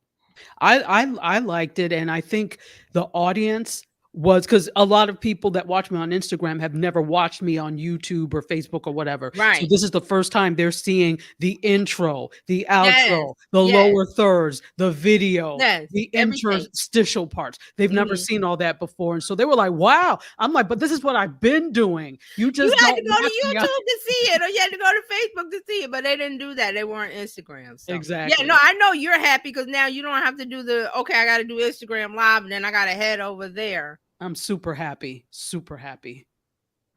Yeah, so it's available, y'all. You have to have a professional account on Instagram. So if you're personal, switch to professional, and then you have access to it. Okay, so it's there. It's there. All right. More from Instagram. Instagram has added looping videos to notes. If you care about notes, and you might be going, "What is notes?" Notes is a feature that you can do audio and stuff inside of Instagram. It's like Snapchat notes if you use Snapchat within the private feature. And that's why I was like, okay, I was trying to get notes. And I was like, oh, they stole this from Snapchat. So the group that's using notes is the Gen Z 13 to 30, the same Instagram group. So that's why people are like, notes. What is that? Where is it? So they're adding some features to that, and so notes shows up in your Instagram direct display. So it looks like the little circles at the top. And they're saying now we'll be able to include a 2-second looping video, which will be visible to your mutual followers or close friends in their notes tray for 24 hours. So they're saying this article said notes has been a winner for Instagram, especially among the younger audience. That's the key demo that they want. They want to keep these guys on Instagram. So this is why they're putting a lot of effort into notes. So if you haven't seen notes, and also there's another thing that the number here that said teen users are creating notes at 10 times the rate of non-teens. So they're really using it and they love it. And if you don't have notes, don't worry about it, because this is not for us. This is not for us. All right, so let me see. One more from Instagram. Instagram has they have a new product called Flipside, meant only for close friends. Now, this allows users to establish a new private side to your profile where you can post more candid and personal photos for a subset of your friends. So remember that word Finsta? This is a Finsta. So Instagram is putting Finsta inside of your profile. So this is again, for the younger users who want to set up a private account within their public account. So it's going to be called Flipside. So this is in testing and it's not public yet, but they're testing it. So it's called Flipside because of the Finsta. And one more. Threads launches for EU users. Threads is finally available in countries across Europe because it was delayed because of the EU regulations. You know, they have different privacy laws. So Meta had to work that out before they made the Threads app available for people in the EU. And also they are testing it's available on Fediverse platforms like Mastodon. It said this week. It was a small test, and I haven't paid attention to too much about this Fediverse Mastodon kind of thing, but it's making other people, they're excited about it. I think this has to do with you being able to package your profile and your information and take it to whatever server you want. I think that's what it is. I'm not really excited about it. It's not something that I really care about, but I do, this is something that other people care about. So they started testing it this week with Threads. And that is your social media news update for the week. Okay. So, I just sent us live on Instagram. We'll see how that works. Okay, let me go check. That's because did you see my message? I sent you a message earlier this week on I have to pay attention to the messages more often. But I did just change that. I was like, oh. Oh, you can do it midstream? Yeah, from Restream, yeah. I mean, what is it? StreamYard. StreamYard, yeah. Oh, cool. Let me go check. Yeah, so it's on. I just don't, anyway, we'll see. All right. Exciting. A lot of people were excited this week about it. There were. I saw a lot of comments underneath Adam Mosseri's post about it. Some really excited ones. And then, there are always the same people who like to complain under anything. And here's the only thing that I noticed with that feature. That when you are, it populates the comments on your computer, so you're able to see it there. When I went in on the computer to try and type hello, it typed everything backwards. What? Oh, that's not good. It wasn't good at all. Yeah. So meaning that I went on to say, hey all, and it typed it backwards as if I was looking in a mirror. Okay, that's totally not good. Not good at all. So yeah, they gotta fix that because I think the Instagram Live, I know the camera, when you're inside of it or using your phone, that I know it mirrors like when people hold up books and stuff, it mirrors that. Correct. So, but Mhm. I'm like, and that's what I was thinking. I'm like, does that also affect the comments that I'm typing? So everybody else's comments were fine. And I said, well, Mhm. maybe it's just how it looks here. Then I looked on my phone and no, it ended up being typed backwards. Wow. So that's a bug that they need to fix. And nobody Yeah. else I know in the history of live streaming has ever had that problem. And live streaming has been around long enough now. Exactly. This is exactly what Periscope used to do. So I don't get why. You know what? I'll keep quiet. Positivity, positivity. I am. Just keep add them, Sarah. Just like, hey, fix this, fix this, fix this. I am. Mhm. I am. I am. I will too. I will add I'm him just trying too. to see where we are. I I'll don't. add him in a minute on Threads. Like, I hey, see, Adam. I see that it says that there's a live video and I can end the live, but I don't see us moving. Well, you know why? Because you are on. We have to look from another account because often you won't be able to see on your account your own Mhm. live. Well, Okay. I'm looking. I'm at BizChicks.net. I don't see anything live. Huh. Although it says we're live and I can end the live. We'll see. Okay. Okay. Okay. Yeah. Well. I don't know. It's just like, let's just see. I did get the stream key and stuff in there. So I'm like, okay. Yeah, usually there's a live thing around that would say that you're live. I don't know why it I think in the notes so it said something about you have to make sure from the desktop that something is. Oh yeah, did you start it on the desktop? Yeah. Oh, I have it. It's live. It says I can end the live video, but anyway. It's not showing up. That's interesting. But that's okay for the next time, just you yeah, do a test. just add it. Yeah, because it'll be an option there. Yeah, it's an option now, so it will go live. And then just remember to start it on the desktop. So it'll I'm be wondering if I have to put a new key in every time. yeah, it's only good for 4 hours. Oh, gee. Thanks, guys. But here's the thing, you shouldn't have to. Like every week. You know what I'm saying? Yeah, the most of their key when I did it, it said it was good for 4 hours. Okay. All right. I'm going to play with it and see what we got. Okay. Shall I go? Yeah, Yeah. I'm done. Okay. I was just I know that you all were trying to see the wonders of Instagram. Oh, the wonders of Instagram. Trying to see if it's going to work. Yes. All right. So there's quite a bit that has been going on in media, and obviously I think you all know about this passing. Hold on, I'm trying to find the story. Where are you? Here we are. So Andre Brower, I think is how he says his name, from Brooklyn Nine-Nine. We know that he passed away this week. Oh, I He didn't was know that. also he was also in Glory with Denzel Washington, in NBC's Homicide, Life on the Street for the first 6 seasons of the show. He played Captain Raymond Holt.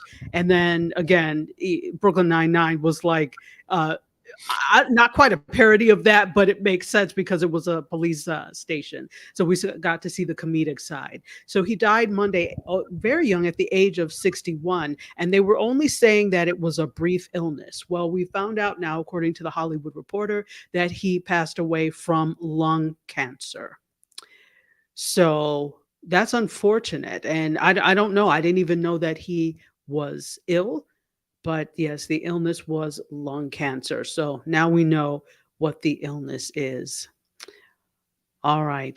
Well, let's talk a little bit about the strike delayed Emmy ceremony, if anybody cares. What? Guess who's been tapped to host this year? The Emmys? Yes. Trevor Noah is the Grammys. I'm not sure. Anthony Anderson. Oh, okay. Yeah. Okay. Yeah, exactly. Okay. Alright. Because what's it? Blackish is done. Right. So He hosted the NAACP Awards one year or last year or something. I everybody remember. hosts the NAACP awards. not to be shady or funny. But yeah, no, it's interesting. I thought that was an interesting choice, especially since Blackish is done. But yeah, this is interesting. So he's been nominated for multiple Emmy Awards because of Blackish, and now he will be presiding over January's Emmy ceremony. And it's going to be January 15th. If you don't know what the Emmys are, let me recount. It's the best shows, performances, and other works on television. So the Emmys is for television, Oscars is for film, Tonys is for theater, right? Grammys is for music. American Music Award is for music, obviously. So I think sometimes, especially with the Emmys and the Oscars, people get them confused. And it's like, yes, you can win them all in one, in 1 year, but they're two different things. So the Emmys is specifically for television. So they're traditionally held in September, but because of the strikes, the award season has been the Emmys have been moved to January. And so that kind of puts them in line with the rest of Emmy award season, because award season generally starts kind of in February. So this puts it closer to the time. Now, I don't know if it's going to stay there or if it's going to go back to September at some point. But for now, it's going to be January 15th. And we've got Anthony Anderson as the head. I can't lie. I don't know that I'm actually going to watch the Emmys, but look, people, I'm good with highlights. Give me red carpet. I want to see what people are wearing. I want to hear a few quips, and then highlights. I don't want to sit through a whole 3.5 hour segment. Right. And see, you can get all that when you watch the news the next day. Like the morning shows, they do the recap, they show the this, the that, they show the fashions, or if they're really smart, they should do it after the show ends, but I know it's kind of late, but no, exactly. Well, I mean, but that is exactly what the E network is for. Okay. But see, that's also a testament to why is your show so damn long? Right. At the most, it should be 2 hours. And even then, that takes it till 10 o'clock. But if they started early, and I think they actually are looking at starting one of the award shows earlier. I can't remember. I just reported on this, 7 o'clock. So if you start at 7 and you're done by 9, you can do a 9:30 recap show and be done. Be done. Do a red carpet at 6 Eastern. Do the show at 7 Eastern. And by 9:15, 9:30, you're on doing a recap. 10 o'clock, everybody's done. Yeah. Too much like right, apparently, though. So if you care to watch again, it will be January 15th. All right, well, let's talk about something new that's coming. I don't know if any of you are Stanley Tucci fans like I am, but I love Stanley Tucci. I just think, for me, one of his favorite roles for me was Devil Wears Prada. I just love the movie. And so if you are a Stanley Tucci fan, guess what? There is a new food and travel series hosted by Stanley Tucci that's going to be on Nat Geo, the National Geographic Channel. It's called Tucci, the Heart of Italy. Didn't he already do? He did on CNN. Oh, okay. He had a CNN series called Stanley Tucci Searching for Italy. Yeah. And it was canceled last year after 2 seasons. This is going to be a 10-part docu-series for Nat Geo, and it's going to follow him across Italy, and he's going to unlock the distinct, as they say, quote, the distinct flavors that define each region, and discovers the versatility of Italy through those he meets along the way. It's being produced by BBC Studios, Specialist Factual Productions, and Tucci's own Salt Productions. Now, they're going to start production for this in January. And he's going to, let me tell you some of the regions he's going to. He's going to 10 different regions, including Sicily. Now, that should be interesting. Trentino, Alto Adige, Veneto, Marche, and Lazio. So it's really supposed to be an off the beaten track to meet people from all walks of life. And so they're going to share their stories and dishes, and that should be interesting. I'm interested to see this because I think nothing has really filled the void since Anthony Bourdain. And I don't think that he's oh, the Razzies, yeah, Carlos.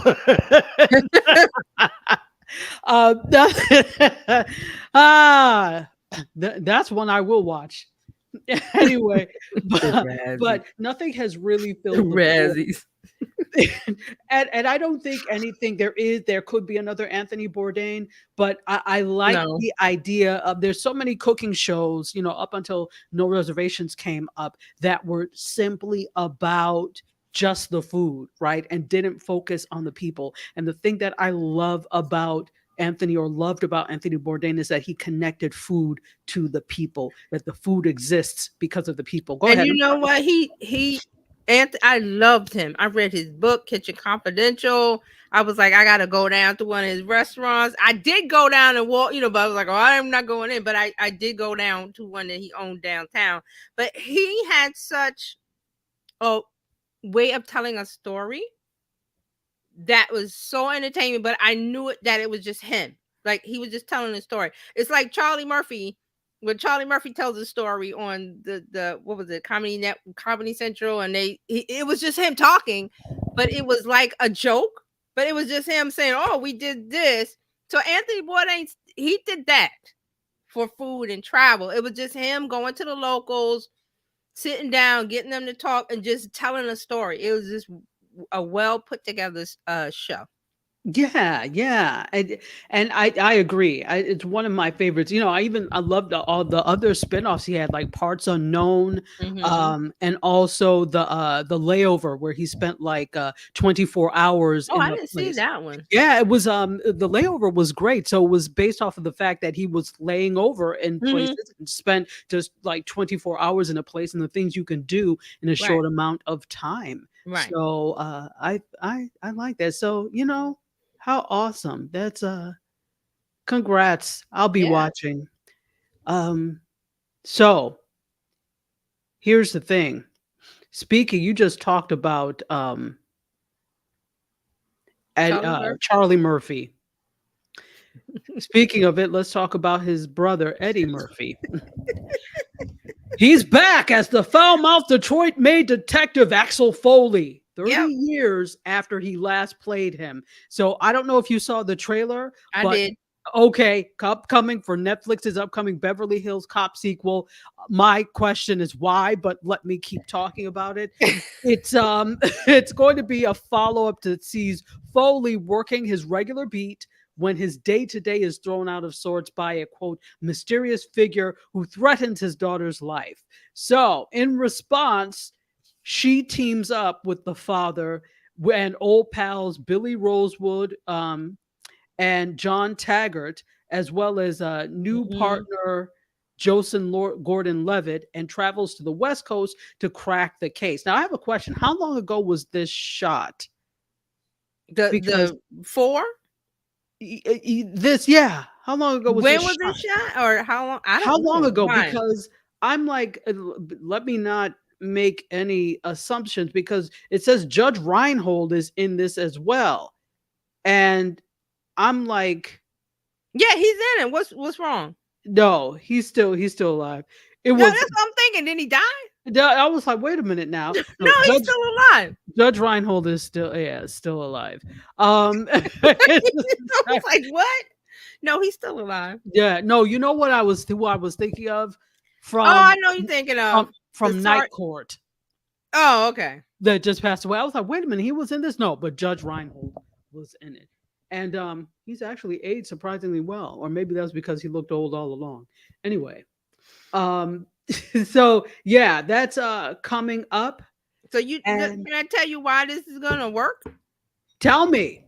I want to know. Because it has an audience. It's nostalgia. They and you mentioned Judge Reinhold and the other guy that played his former buddies or cop buddies or whatever. They're in it. Surge is in it. And it's on Netflix. And it's easy shoes to step in. Like it's like Eddie could do this with his eyes closed. and it's on Netflix. Now, if it was in the movies, like coming out, it would not play as well. But it's on Netflix, so You hit it on the head. The saving grace of this is the fact that it's on a streamer. Yes, it's on Netflix, and people want to see what's Axel Foley up, and it's going to be his daughter. So that's what I was thinking. Like, if they don't bring in a kid, like he's passing the baton or doing something with a kid, his kid, it's not going to work. But it's easy, and I saw the trailer, so I was like, okay, this is the easy layup. This is going to do well for Netflix because all those pieces. Now, if you haven't watched the other Beverly Hills Cop and that's not your tea or whatever, then you're not going to watch it. But most people who have watched the others will watch this because it's an easy layup. It's a Saturday or Sunday. I got nothing to do. I got a few hours to kill. Throw it on. I haven't seen the trailer, so how does it look production wise? Because part of the thing sometimes with Netflix is obviously, they can spend some money, but they don't have the huge budgets of a major movie, and sometimes that ends up making. No, I think, like I said, all the pieces that I just said and what I saw. And I read a lot of comments online, and people said that they were looking for Judge Reinhold and the other guy. Like, they were looking for that, like the elements from the old ones. Okay, good. And it looks like it's fit. Like I said, it's it's raining, it's snowing, you got nothing to do, you don't want to watch a Christmas movie, blah blah blah. Hey, Axel Foley, what's he up to? I wonder, did they still keep the Axel F song? Yeah, it's called Beverly Hills Cop Axel F. Okay, so they kept the same theme music. Okay, cool. Everything, and that's what I'm saying. It's a comfortable pair of shoes, comfortable pair of pants. I'm pretty sure they just turn the camera on and let Eddie just go. Oh, wow. Okay. Because he's, he can improv. He can do that. So I'm not saying it's going to be like Masterpiece Theater, but it's entertaining. If nothing else. Okay, well, good for you, Eddie Murphy and gang. So I'm gonna watch it. I'm gonna watch it. Yeah, I mean, why not? If you already have Netflix, you're not losing anything. I will watch it. Like I said, one day when I'm like, I got nothing to do. There you go. Oh wow. It's not like the color purple. Like I'm. Yeah. Okay. Yeah. No, we can't. It is not a color purple, but interesting. So that's something to be on the lookout for. The trailer is out now. You can probably look it up. Eddie's fun. He was on Jimmy Kimmel. I watched it. He was on talking about it's just easy. It's just like, okay, it's Eddie. It's not like Eddie. It's just okay, yeah. He's done his little Christmas movie that's on. Is that on Candy Cane Lane?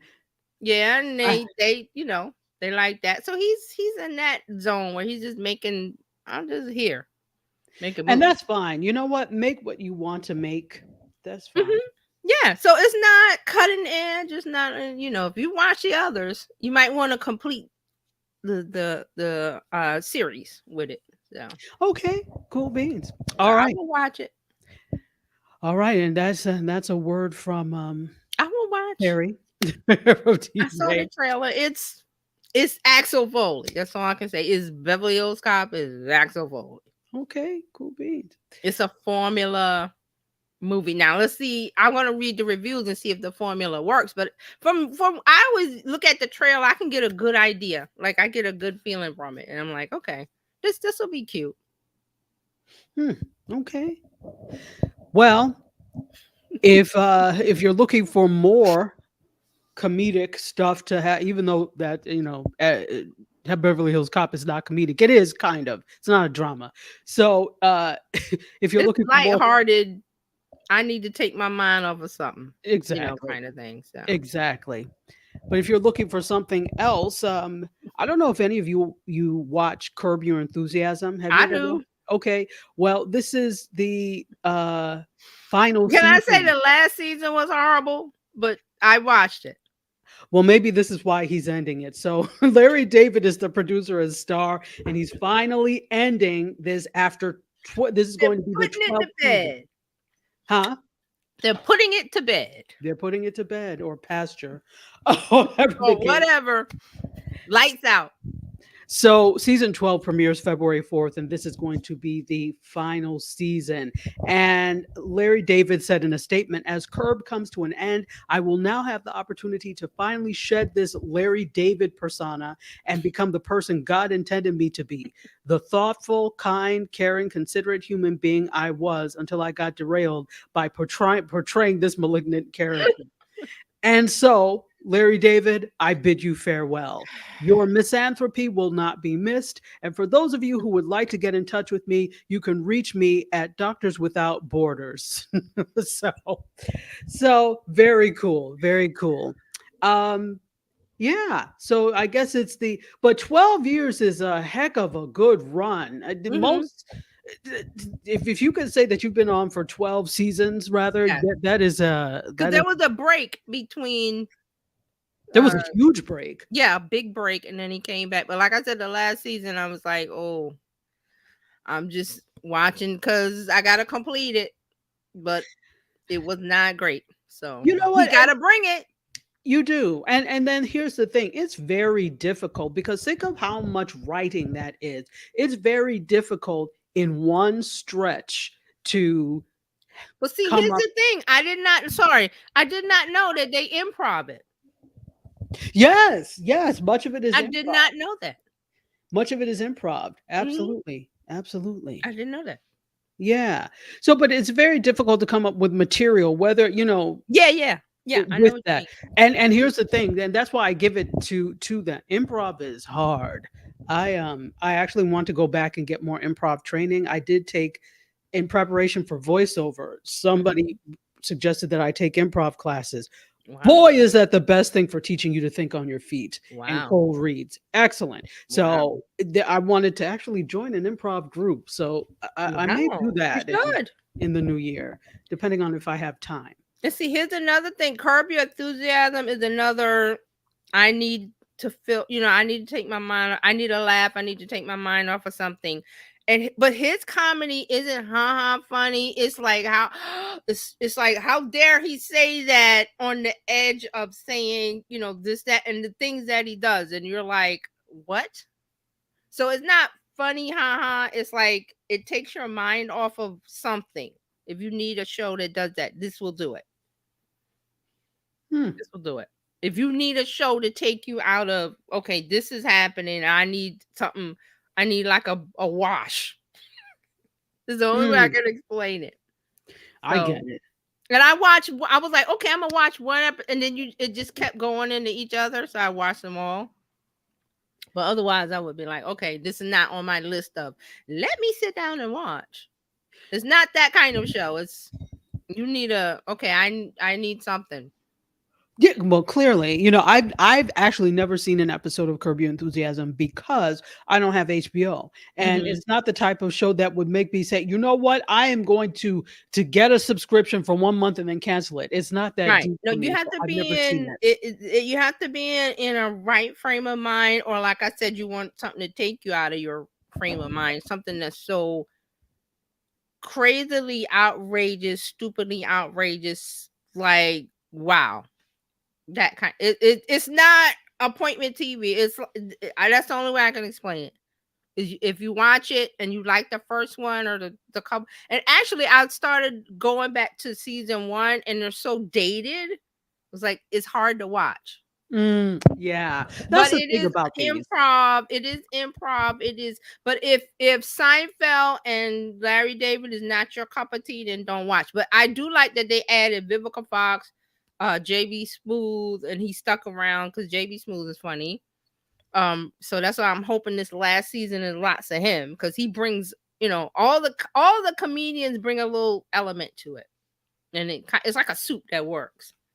Only thing I have to say. But if it's not your, if you say right now it's not my thing, then don't watch. It's not your thing.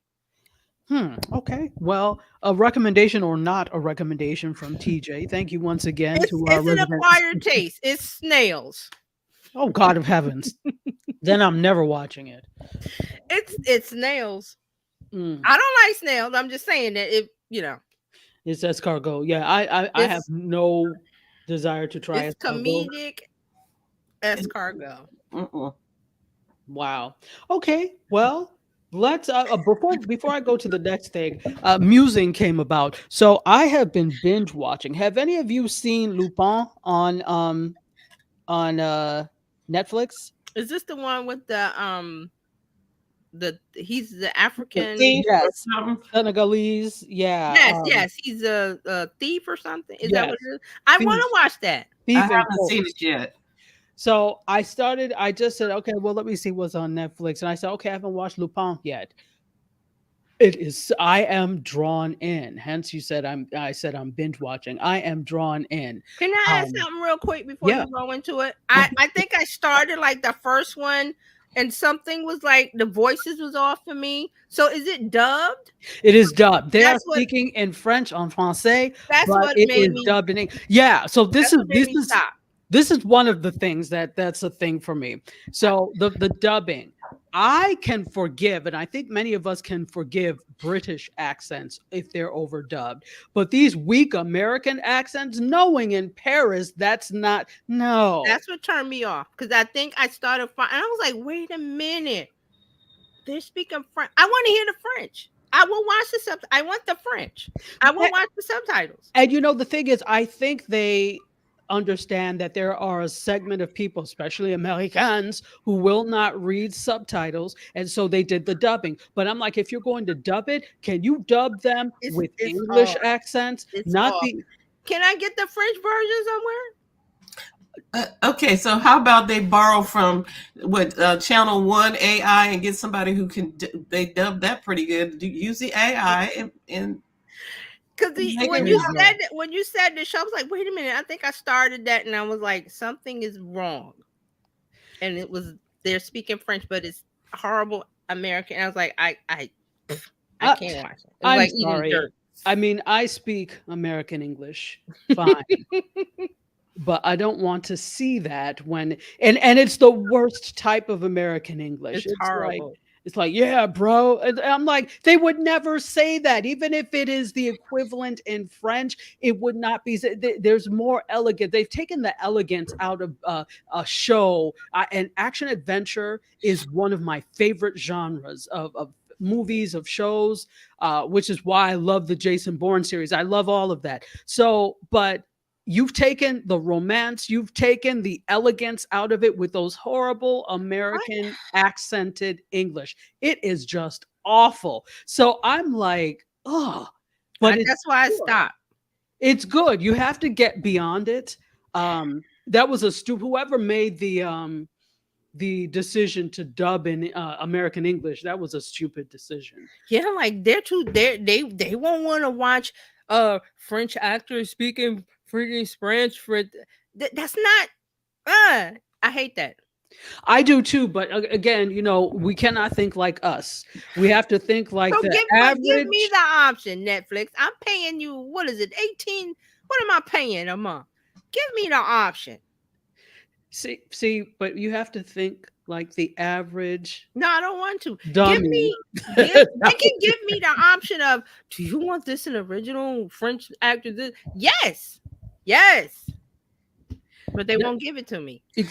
I read it. I read subtitles. Sorry, go ahead. I do too because I watched. Me too. I like there's a Korean something that came on and it was really interesting and I was like, okay, so they're speaking Korean, but I'm reading it all the Korean shows on Prime and I love it. And here's the thing, this is how you also start to pick up languages. If you talk to anybody who learned English, you ask them, well, how did you learn English? Well, I used to watch a lot of American television, or I used to watch a lot of British television, and they picked it up. Yeah, you get the inflection of the accent and the voices because you're listening and you're absorbing it. I love it. And you're seeing it used in action, which is how language is used. So you're able to pick up some things and like, okay, I remember this word when I was watching XYZ. So if you're trying to learn a language, one of the best ways is to also engage in that language's entertainment, the television. It works. But it was like eating dirt and I spit it out. So poor Lupin, but it is really great. And here's the other thing that that kind of gets me about it. So he's basically like kind of an escape artist, right? Okay. He gets into all these predicaments. He's always a step ahead. And I'll give you a little bit of the premise. Give it to me. he is a an enthusiast of the Lupin series, who was, they called him the gentleman burglar. Mm-hmm. So he would rob, but he would always like write a nice letter. And there's like, if he robbed you and your woman, he'll bring you flowers. So he's basically like that. So that's a little bit of the background, but he's like a gentleman burglar per se. Okay. So nobody I really goes, wanted to watch it. I was like, I'm ready to sit. It's like, there's a 3 seasons that's gonna give me some good watchability, not just one season. I was like, and then they started talking. I was like, something's wrong. this is the other thing. So he really, gets away and slips away because of quote disguises. But some of these disguises are so awful. And there was a TikTok that I watched, and this guy did like a parody of Lupin. And the whole thing is that they keep passing him by, even though it's clearly him. He just has on like a stupid little disguise, but it's clearly this Senegalese man. So in the TikTok reel, they were like, where's Lupin? There he is. And then he'll just like put on like a mustache, and they're like, wait, where did he go? And then the guy in the mustache was like that way. And then follow him, get Lupin. It's hilarious because that's exactly how they are. I'm like, you don't see this is him? It's crazy. But if you get a chance, watch Lupin. I will try it again because one of my favorite films is called The Untouchables. Yes. And it's no English. Great story. Then I found out Kevin Hart redid it. They called it The Upside. It was dirt. I spit it out because I've already watched the original, which was a great film about a friendship between two unlikely people. See? So they tried that. I think it was Bryan Cranston and Kevin Hart, and it's just no. Well, that's a terrible. But see, the thing is, anytime Kevin Hart is in something, it's going to be comedic, and even if it's not, because of the jokes about him and his size, it's always going to turn into something comedic, right? Yes. So that no. So I mean, I'm like, I don't know, but that's the feeling I got, and I wanted to watch this show, and I was just like, something wrong, and then I was like, let's spit it out and stop. I might go back. Try it. I'm telling you, it really is good, and once you get past the awful American accents, it ends up being quite good. So let me give you a few more pieces of things to chew on for this weekend.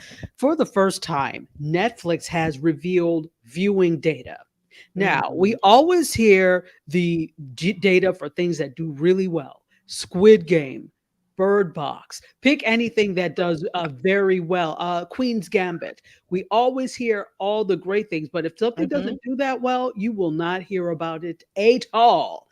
But actually, 2 days ago, for the first time, Netflix revealed viewership data for 99% of their entire catalog, which is more than 18,000 titles available around the world. So they published the numbers in a report called What We Watched, and this takes viewing or looks at viewing from January to June of this year. Okay. So this is just the first edition, and they're planning to do this twice a year. So we probably will get another report that will be July through December, so we can see what people watch. So they also pointed out that they have existing top 10 lists, as we know. They pointed out that the top 10 lists have a large degree of overlap with the full data. So 60% of the titles in the first half of the study also were on the top 10 list at some point. And they wrote in a blog post, this is a big step forward for Netflix and our industry. We believe the viewing information in this report, combined with our weekly top 10 and most popular list, will give creators and our industry deeper insights into our audiences and what resonates with them. Okay. If you say so. So part of this, though, is purposeful. Both of the strikes had a lot to do with this, because if you're not transparent about the numbers, then you can hide what you're actually making. Right. Because of it. So that was a big reason that SAG-AFTRA and WGA were calling for more transparency by streamers. So yeah, Ted Sarandos, who is the co-CEO of Netflix actually Mhm. talked about this on a 30-minute conference call. So, Okay. yeah. So now we're going to get some more transparency from Netflix. All Great. right. Good news. If you're a football fan, Paramount Plus is giving away 58 tickets to Super Bowl. What Super Bowl is this? I can't read normal. Super Bowl 59, 60, Okay. Yeah. LV, it's 3. 60, 59, or So is 60? that 53? Is that no? V is I 5. don't know. 3 is 8. I don't know. So I think it's 58. If they're giving Was away it Frank? 58 tickets, then it has to be 50. 58. Oh, Okay. it's 58. Okay. Yeah, no, because I just looked because I was like, I say VII is 8. So the L is 50. So yes, 58. So I'm sitting here instead of looking at they're giving away 58 tickets. I'm sitting here trying to decipher Roman numerals, going back to my old knowledge. Yeah. So yeah, thank you, Fran, for that. So it's Super Bowl 58. They December 14th, they announced an interactive sweepstakes. I've always loved the word sweepstakes. I don't know why. When I was little, I used to think people were sweeping the floor with stakes, but whatever. So it's a campaign that offers subscribers to Paramount Plus the chance to get a pair of tickets to a VIP experience at the Super Bowl in Las Vegas. It's called the Hide and Peek. They're going to give away, as we said, 58 tickets. It will run through January 8th, and the winners will be announced January 15th. And if you want to enter, you have to search for buried QR codes that will appear before select series and movies on Paramount Plus, and they can be scanned to open a landing page for more submission guidelines. They're going to plant hints each week on at Paramount Plus social media platforms, and those are going to point you to the next set of codes hidden throughout the service's offerings. Oh, scavenger hunt, what fun. And new codes will be dropped every Thursday starting December 14th for 3 weeks. And this is offering subscribers 9 chances to win. So you're going to have 9 chances to win this. So Dominic D'Amelio is D'Amelio, not Glio, Italian. So Dominic D'Amelio says this: the digital activation gives us the chance to engage audiences within our service, also while giving back to some of our lucky fans. So if you are interested, you have to be a subscriber to Paramount Plus, and you could get information that way. And you could go to their socials at Paramount Plus and get more information. Now, the key thing is who is actually subscribed to Paramount Plus. Okay. Okay. All right. Well, let's keep going. Hulu has dropped Sean Diddy Combs, or Puffy. That's his name. Dropped his reality show after all of the allegations that have come out. Are we surprised? No, not at all. Not at all. I'm not surprised this has come out sooner, but the chickens have come home to roost because